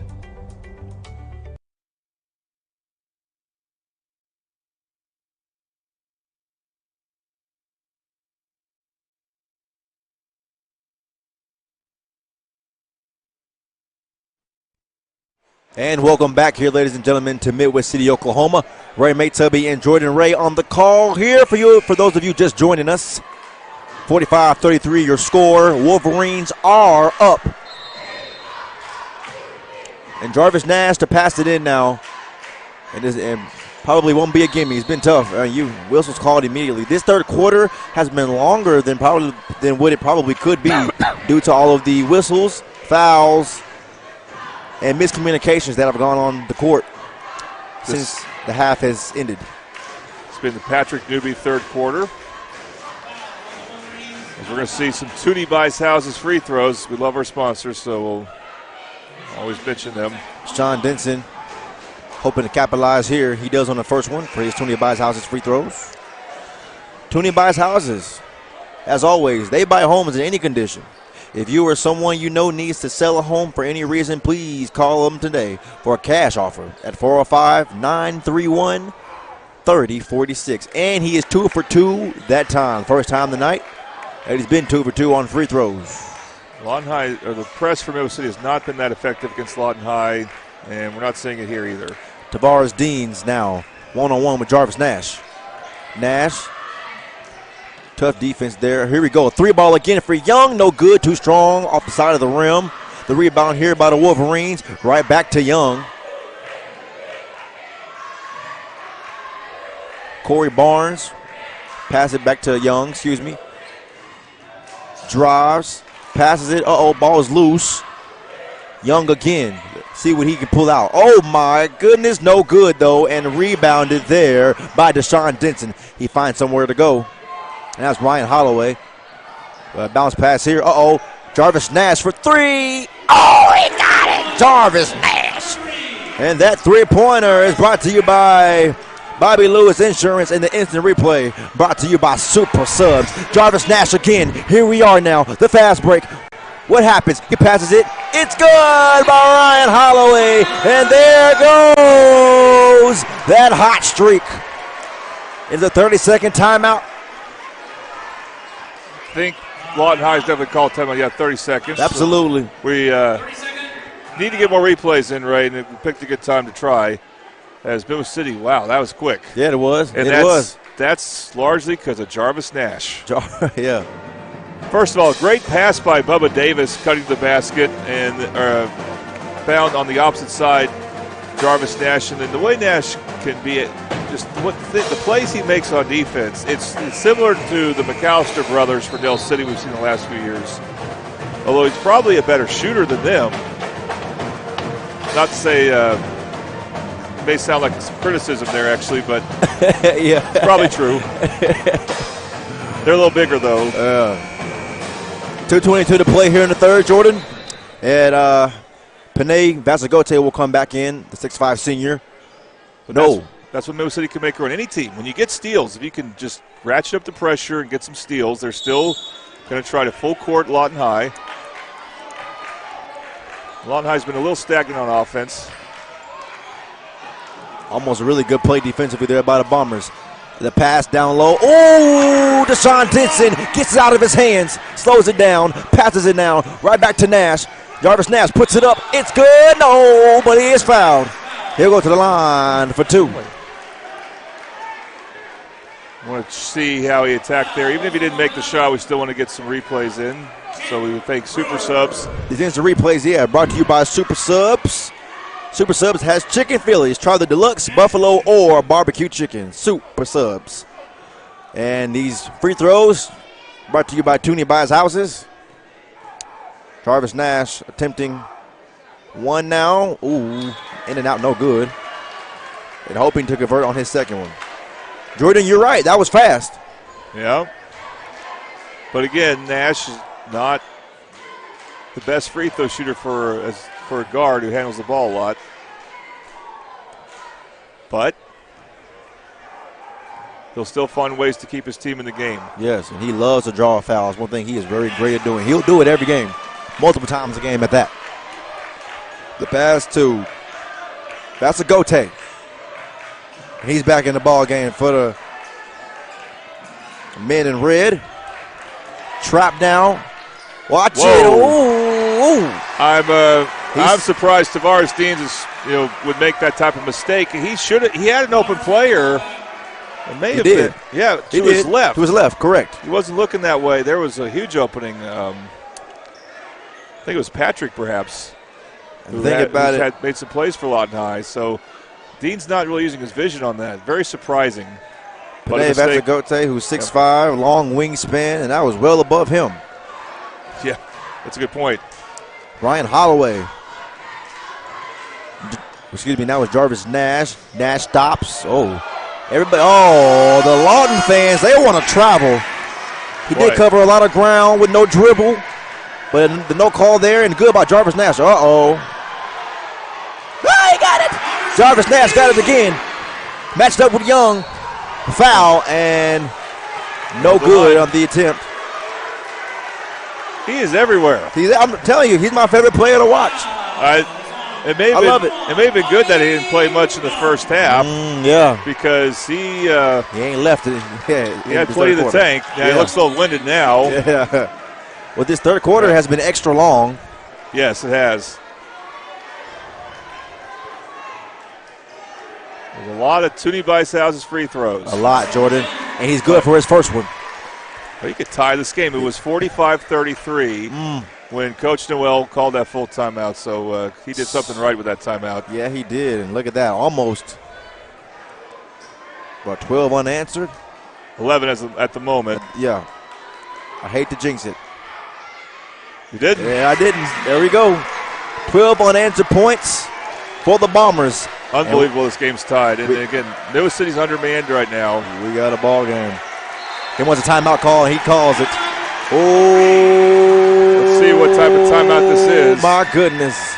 It's electrifying here in this field house right now, and it's a 30-second timeout, so we'll stay with you. No matter of fact? No, it's 30 seconds. Yeah, 30 seconds. Jarvis Nash wanted to sit down, it looks like. I can't blame him. He has to be a little worn out. Absolutely. You have to consider giving him a break. The problem is Caleb Stevens and Mason McKenzie are in foul trouble. We haven't seen a lot of Kenyon Brown either, and it makes sense why. I think, at their heart, New City likes to go small ball when they can. They just need to make sure they get good team rebounding. They want guards. They want a lot of team speed around the perimeter.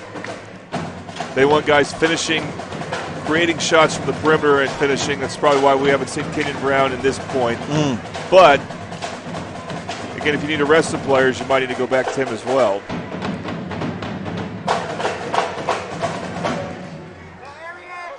But what a comeback here, and it's been a lot of Jarvis Nash and just defense swarming, and they were able to do what Del City did in the fourth quarter, late in the fourth quarter, against Lawton High, when they finally started to, speed him up in a way they weren't comfortable.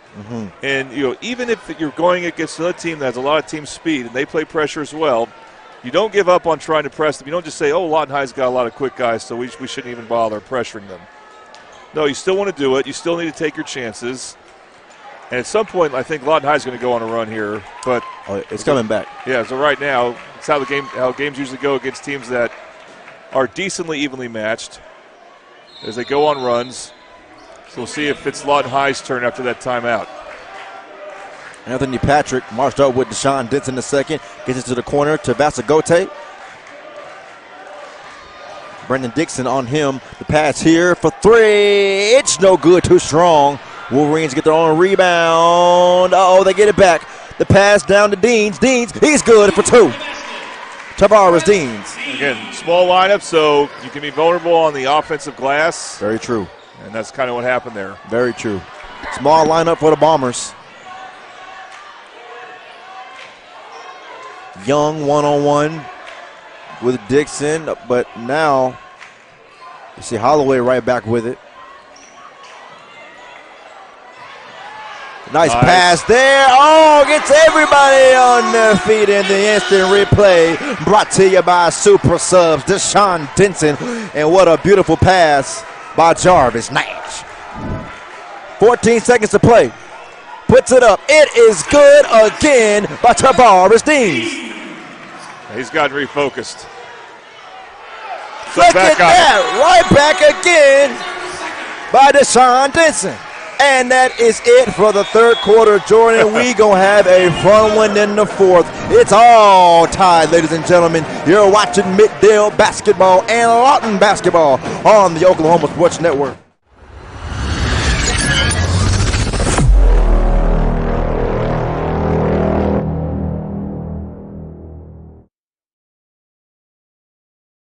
College is more than just going to class. College is a journey. It's meeting new people and making new friendships that will last a lifetime.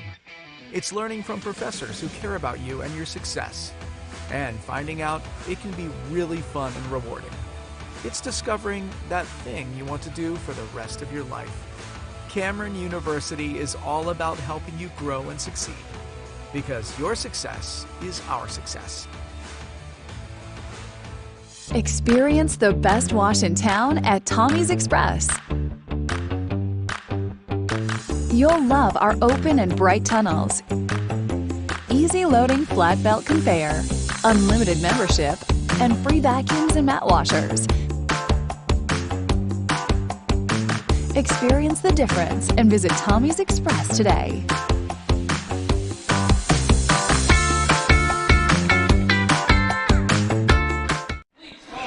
And we are back live for the electrifying finish in this ball game right here.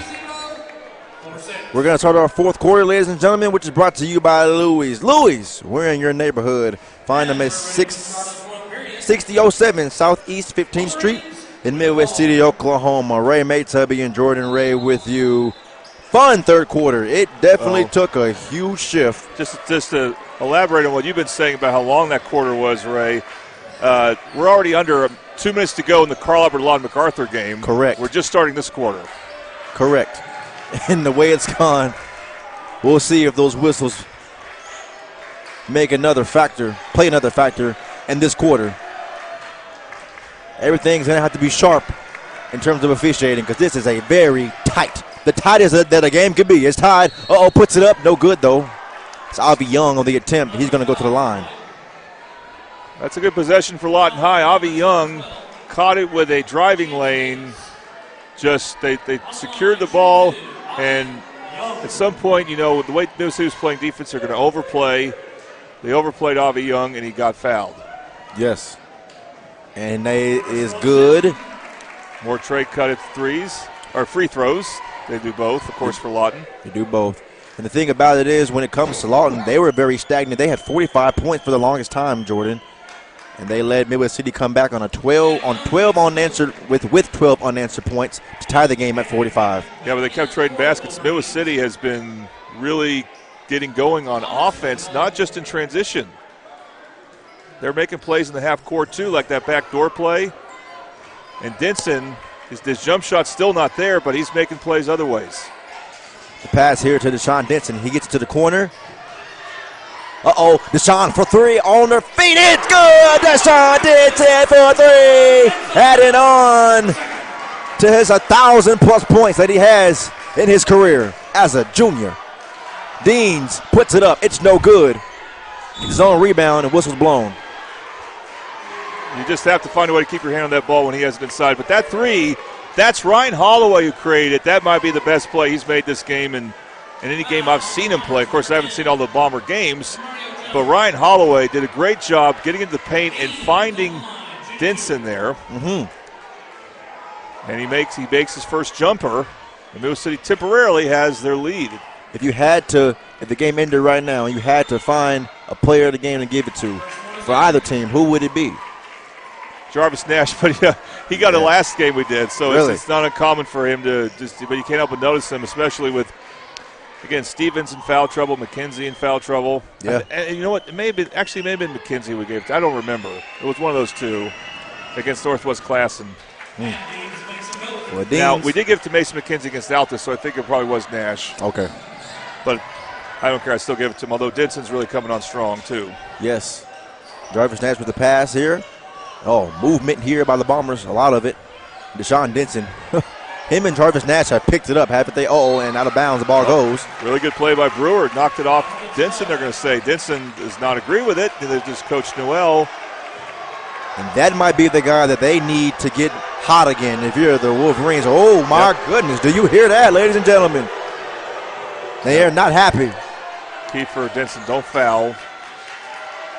The corner, Vasago takes that. Oh, down goes Jarvis Nash. And the shot is no good, though.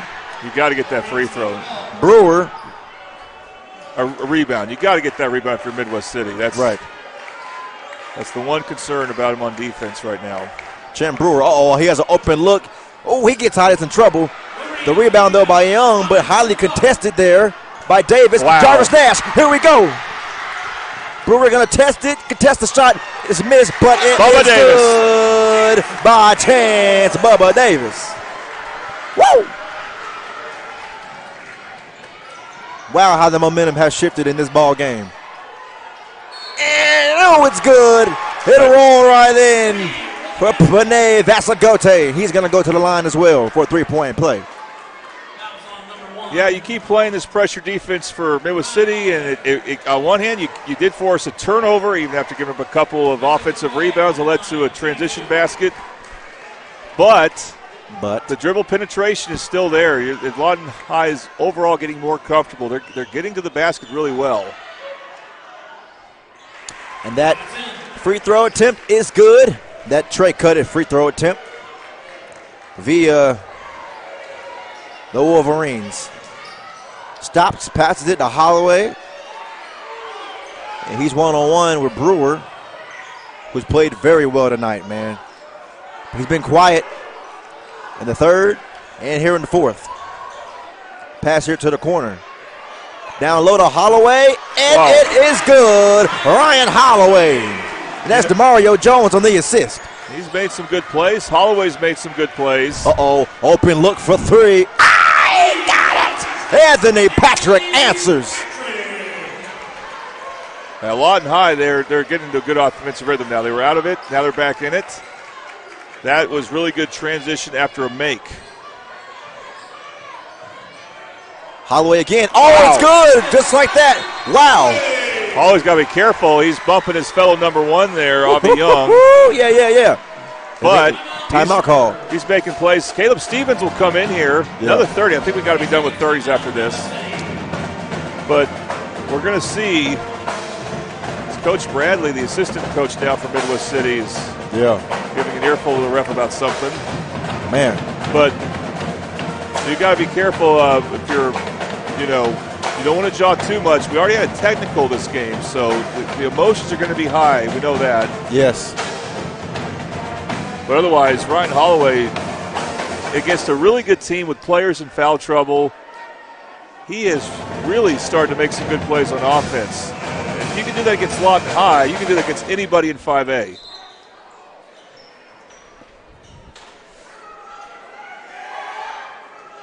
The big thing now, and I think the reason why Coach Nemo called that 30-second timeout is he knows they haven't had good defensive possessions lately.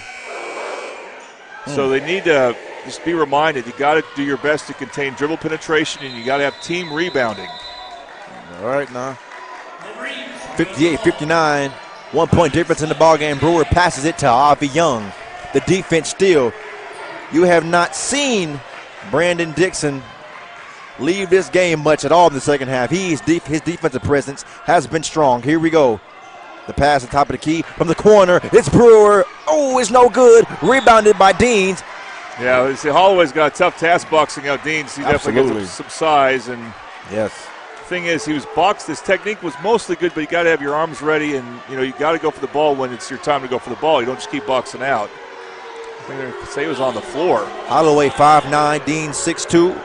Fouls could become an issue. Midwest City with 3 this quarter. Lawton High has not been called for a foul yet this quarter. This is Patrick now. What a almost a really good shot. And that is Vasagote. He puts it in for 2.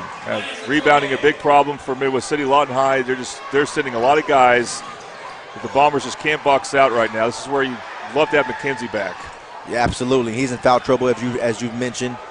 Deep foul trouble at that. Chance Davis, no good. Uh-oh, Holloway with the pass to Davis. Deshaun Denson puts it up for three. Ah, he got it! Deshaun Denson, the third, excuse me, the second for three. He's heated up. Yeah, he is. Can the Bombers get stops? Can Lawton High keep getting offensive rebounds? Deans is going to create fouls. Oh. He's created another one. He's created a lot of them. On that one, Dixon, who gets called for the foul, may have just been a little over-aggressive. What a tough spot for them. So, yeah, the game's tied, but again, they're still kind of undermanned. They got Nash on the bench right now, probably really tired still. Yeah. And 4 fouls, so they're about to get they're in the penalty already. It's Midwest City. Lawton High, no fouls. Ivy Young and Holloway. Oh, what a move, and it is good by Ivy Young. Boy, what a performance by these Wolverines tonight. Collectively. Nash is set to check in. Yes. He can create defensive stops in ways no one else can. Turnovers, all that. High energy. Denson, they know they have to go. Yeah. There's the first foul on Lawton High. By the way, we're about to have the end of the Carl Albert Lawton MacArthur game, so hopefully some people start tuning into this game. And Lawton MacArthur about to get a huge win. Carl Albert and other Middale teams have been a nemesis to him the last few years. And Lawton MacArthur with a win. Carl Albert really whipped Lawton MacArthur. Oh, tough one. Uh-oh. Well, that will not result in free throws. No, it won't. I think he feels like the Lawton High player flopped. Yeah, that was Avi Young who went down. Yeah, Avi Young, but your credit Avi Young, his savvy. Yeah, very much so. You just got to be careful when you're posting up a player. It's a good idea, but you want to lead with your hips, not your shoulders. Deans is trapped. He's trying to find somewhere to go. He does find Young. Ooh, that's a good look for him. That doesn't take it. Drives, no good though, and he is fouled. Lawton fans. Avi Young's been pretty good for Lawton High. He has. They have so many guys that have been really good for them tonight. Corey Barnes coming off the bench. Panay Vasagote. We all know about Champ Brewer. Anthony Patrick. A lot of guys tonight. And then, of course, Tavares Deans. And that first one is good. These free throws are brought to you by Trey Cudditt. Scan the QR code and book your appointment with Trey Cudditt. And that one is good as well. 3:14 to play here in the fourth. Now at a 4-point game. We've been tied for most of the third quarter and early in the fourth. Creating some separation within the lead now. Benson stops, pulls up. He's almost guaranteed to make a shot now. You're seeing why he has scored 1,000 points. Yes, you are. He did have Nash open underneath, but oh well, he made the shot. Yeah, he did. The pass down low to Deans, who was on Jarvis Nash. It's rejected there. They're going to call a foul. Lawton High so relentless in attacking the paint. Deans that's where he's most comfortable. He's a guard, but he loves to get in the paint, whether he's posting up or catching it on that short corner. Yeah. And then you got other tall athletes like Anthony Patrick and Panay Vasagote, and you can see why this Lawton High team is such a force. And absolutely. At this point, Middle City has to kind of hope that Lawton High will beat themselves some on offense, and that has not been happening this quarter. 3-point ball game. 2:39 to play here in the fourth. 66-63. The way things have gone tonight, Jordan, I mean, we mess around and go to overtime somehow, some way. Well, the Bombers are going to have to get stops for that to happen, I think. Absolutely. Now they got another foul on Lawton High on Young. The bounce pass here to Deshaun Denson. He's matched up with Avi Young. Denson spins and gets down the court. Defense strong and tight.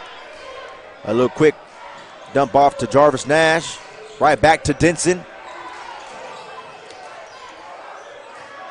Denson drives, puts it up. Gets his own rebound. I told you he's almost guaranteed. Almost. He'll go to the line for a three-point play. Yeah, Champ Brewer on the foul. This half. Yes. Brewer, has he fouled out? No, he's out there still. Well, they got to bring his.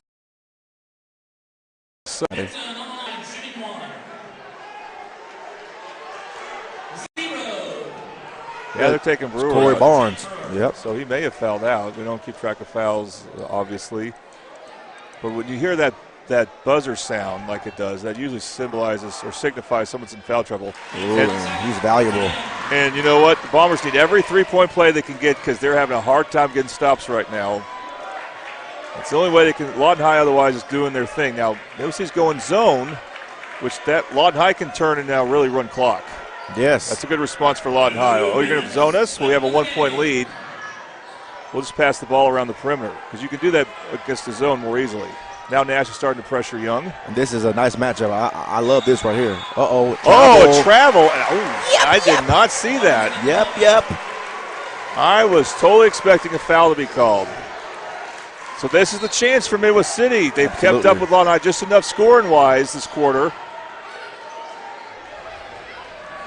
They may keep trading baskets. That may be Midwest City just trade baskets with them and hope to have the ball last. Well, they put Corey Barnes back in here in crunch time for the Wolverines. His defensive presence, and he's a savvy player as well. Jarvis Nash. Oh, how did he do it? Jarvis Nash for two. I don't know. He's hurt. He's down. No. Oh, man, you hate to see it for so many reasons. He was not 100% heading into this game. And now I think this is injury timeout. He has to come out. You hate to see that because he's your best defensive player. Yeah. It may not be a bad thing for Middle City to have some rest for their other players because this is going to get really tough. Absolutely. And Lawton High, I guarantee you, I would be shocked if they shoot a jump shot. If they do, it's because they attack the paint really well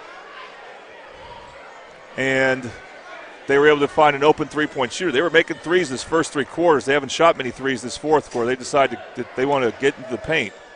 But we've seen Avi Young, Vasagote, Patrick, Brewer, even though Brewer's out now, make threes for them. Right. But they've been relentless attacking the paint. Nash is going to have to come out, I believe, because they stopped play for him. Absolutely. But can he come back in is the question. He's up. He's moving okay. Tough thing is it's going to be such an emotional game for Midwest City, and in 4 days you got to play Del City.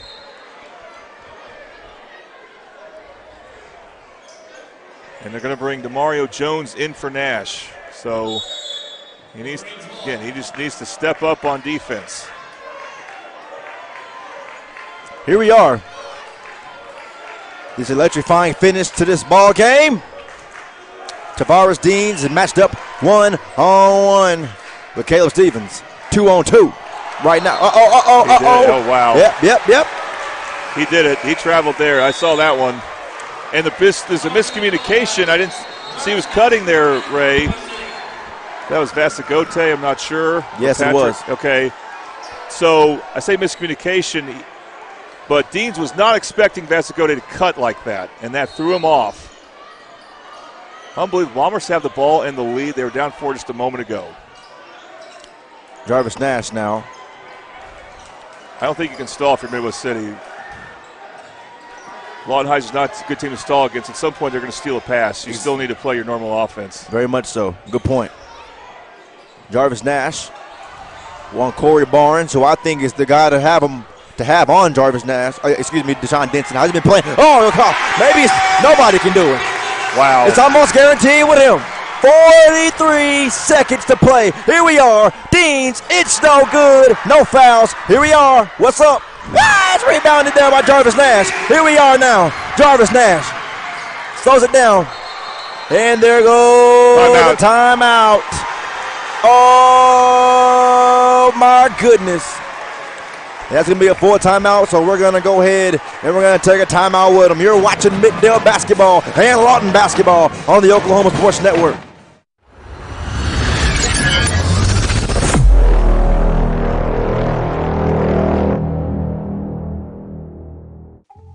The Honey Butter Chicken Biscuit at Whataburger, available from 11 p.m. to 11 a.m. Only it's not that time right now, so it's not available. Instead, we must sit here until 11 p.m. watching footage of the flaky, crispy, buttery goodness that is the Honey Butter Chicken Biscuit. Once again, our desires are denied by, ooh, look, the Honey Barbecue Chicken Strip Sandwich. That'll hold us over till 11 p.m. What a burger.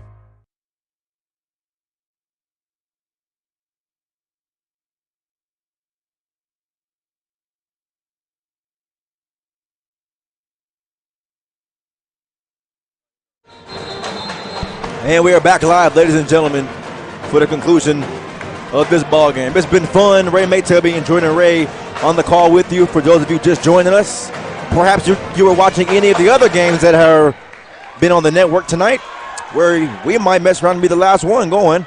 I think we are. All right, well then, those of you just joining us, thank you. 31 seconds left to play. 70-67, your score. Bombers up at home. No timeout. Oh, no, that. I think, it's a foul. or no, foul. Okay. Foul without any clock running. No. So that's not bad for Lawton High. Lawton High had to commit a foul because they were not in the penalty. They are now. Deans with a foul. He has to be close on fouls. With 31 seconds left, we'll see what happens. They're not going to make it easy. The Wolverines, they're called the Wolverines for a reason. There's the guy you want, though. They're going to try to get out of his hands. Watch it. Yep, and there it goes. That's really good by Lawton High. Get the ball out of Five's hands. Make someone else beat you from the free throw line. And Mason McKenzie has been out for much of this game. Now he's just come back in, so that tells me that Coach Noel trusts him shooting free throws, because that's all you wanted in that situation. You want 5 guys who can get open, well, 4 guys, because 1 guy's throwing in, and 4 guys who get open and make free throws. And he does. And you are correct on that one. And listen, that's a big deal. That changes things. It is unbelievable how Midwest City has finally gotten stops this quarter. 2 turnovers and then just a shot in the paint for Lawton High that they couldn't make. And Midwest City had defensive rebounding issues, finally got that defensive rebound. And that's huge. So now you got to defend that three-point line if you're Midwest City. Lawton High, you want to shoot a 3. You don't force it. We're going to keep it here. Congratulations to Lawton MacArthur. Again, that win at Carl Albert will kind of shake things up. And big time. Huge for El Reno. So El Reno will be playing at Lawton MacArthur soon. El Reno's in the driver's seat to win that district now. They could clinch it before the final game. So it's a setback for Carl Albert. I think they're still in second place because I think their victory over Lawton MacArthur was by a bigger margin. Now back to this district again. Midwest City, if they can hold on here, they'll still be in range to get Del City and maybe get a 3 seed or 2 seed, or John Marshall. And things will get real interesting, Ray, if John Marshall goes to Del City tomorrow and wins, which they could. They're capable of it. Yeah. But back to this game. For Lawton High, you have guys who can hit threes. Avi Young, again, I mentioned him a moment ago. Patrick, you wish you had Champ Brewer because he's really good. Obviously, he showed he's a clutch shooter at Del City 2.5 weeks ago. And you have Deans. Deans should get the ball and try to create. Get in the paint. If you got to lay it, take it. If you can kick it out to a three-point shooter, do that. If you're Midwest City, it's just important. Do not foul anyone in the act of shooting. Well, here we are. Just like you said, here we go. 22 seconds to play here in the game. What can they do? Can they get something going? They need it bad. Ooh, it's good. It's a good shot there. Yeah, if you're going to take it 2, you wish it was quicker. Yes, absolutely. But there's still time.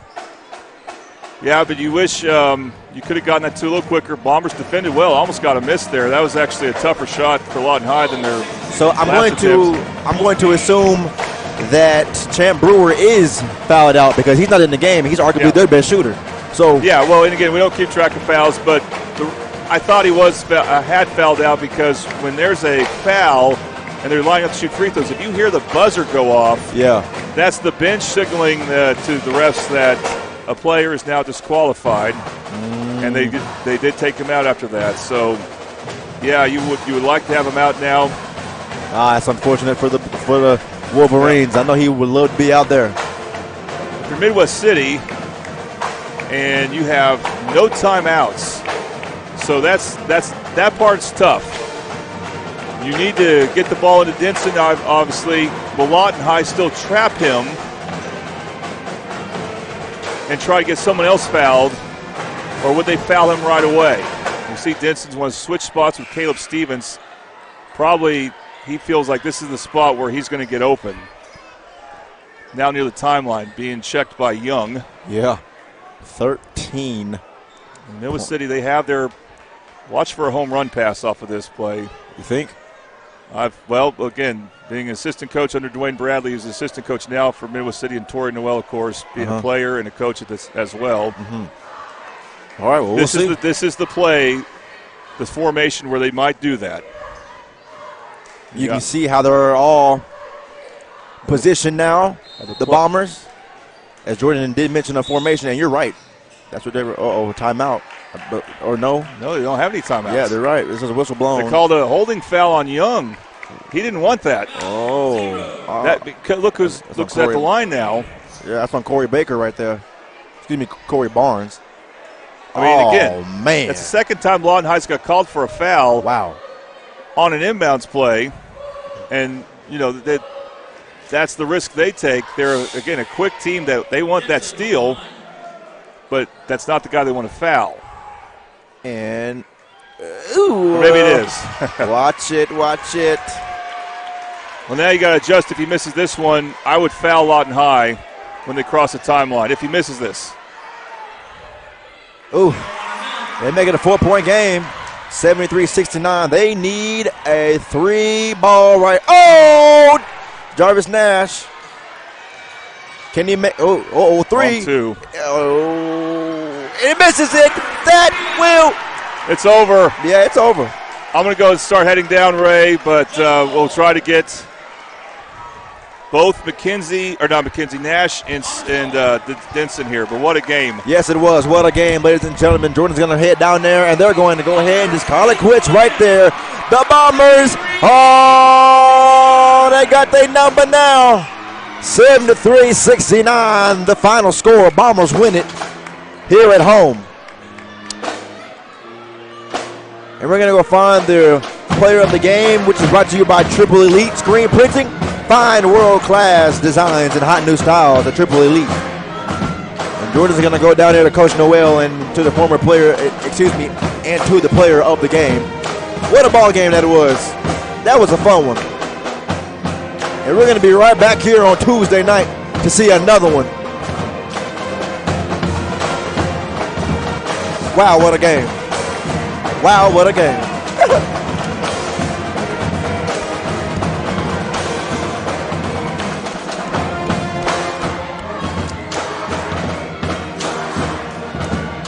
Jordan's down there now, awaiting Coach Noel, who is talking a lot to these other coaches on the staff. Coach Travis Smith, the head coach of the Wolverines. He's hugging and dapping up a lot of the Midwest City players. And here comes the interview. Ray, Mike. All right. Here in a second. Yeah. I think you showed why you scored 1,000 points in your career, but it was a little bit of a struggle in the first half. How'd you get going in the second half? Just trust my teammates. Trust me. They trust me to make shots, and we got the job done. Hey, talk about that backdoor connection you had going with Jarvis. We work on it in practice. It's something we always do. Work on that. What were your thoughts down 12 in the third quarter? We've been in that position before. It's nothing new. It's just go out and just compete. Okay, let's talk to our other player of the game, Mr. Nash. Okay, Jarvis, you weren't 100% for this game, right? You didn't play much in the first half. Is that correct? Yes, sir. How did you play with the energy you had in the third quarter? We just came together. We had to talk in halftime. We came together. We had to wake up. We've been a second half team all year. And we just had the second half team this year today. Okay, you got hurt making a layup. How bad was it? How were you able to get back in the game? Being a dog. It's being a dog. Play. What did this win do for you guys? Say what? It set the tone for the next 2 games. We got John Marshall and Del City next week. We take this and go to next week. Any thoughts, you two, about Del City? Next week. Sean, any thoughts about Del City? We'll be ready. All right, congratulations. Where's Coach? He said, Coach.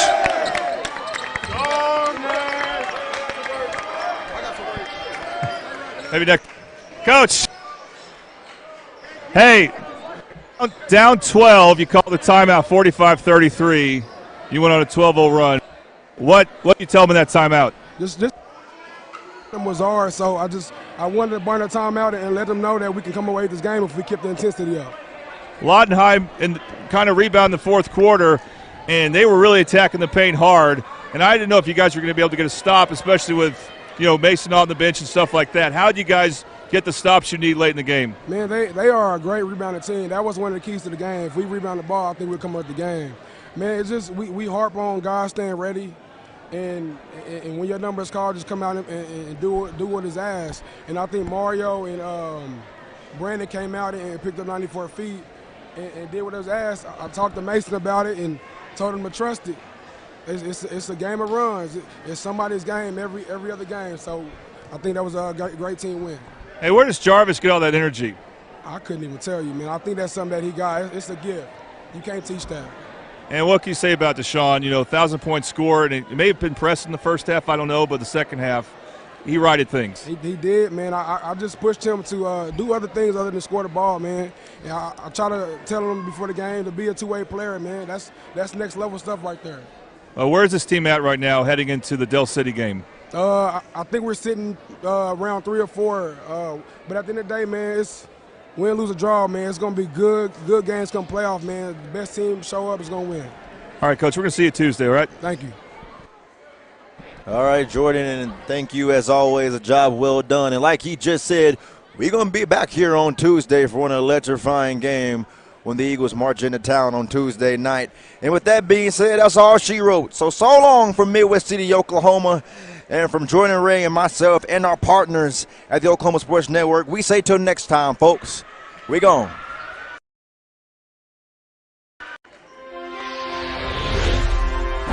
Thanks for watching this presentation of the Oklahoma Sports Network.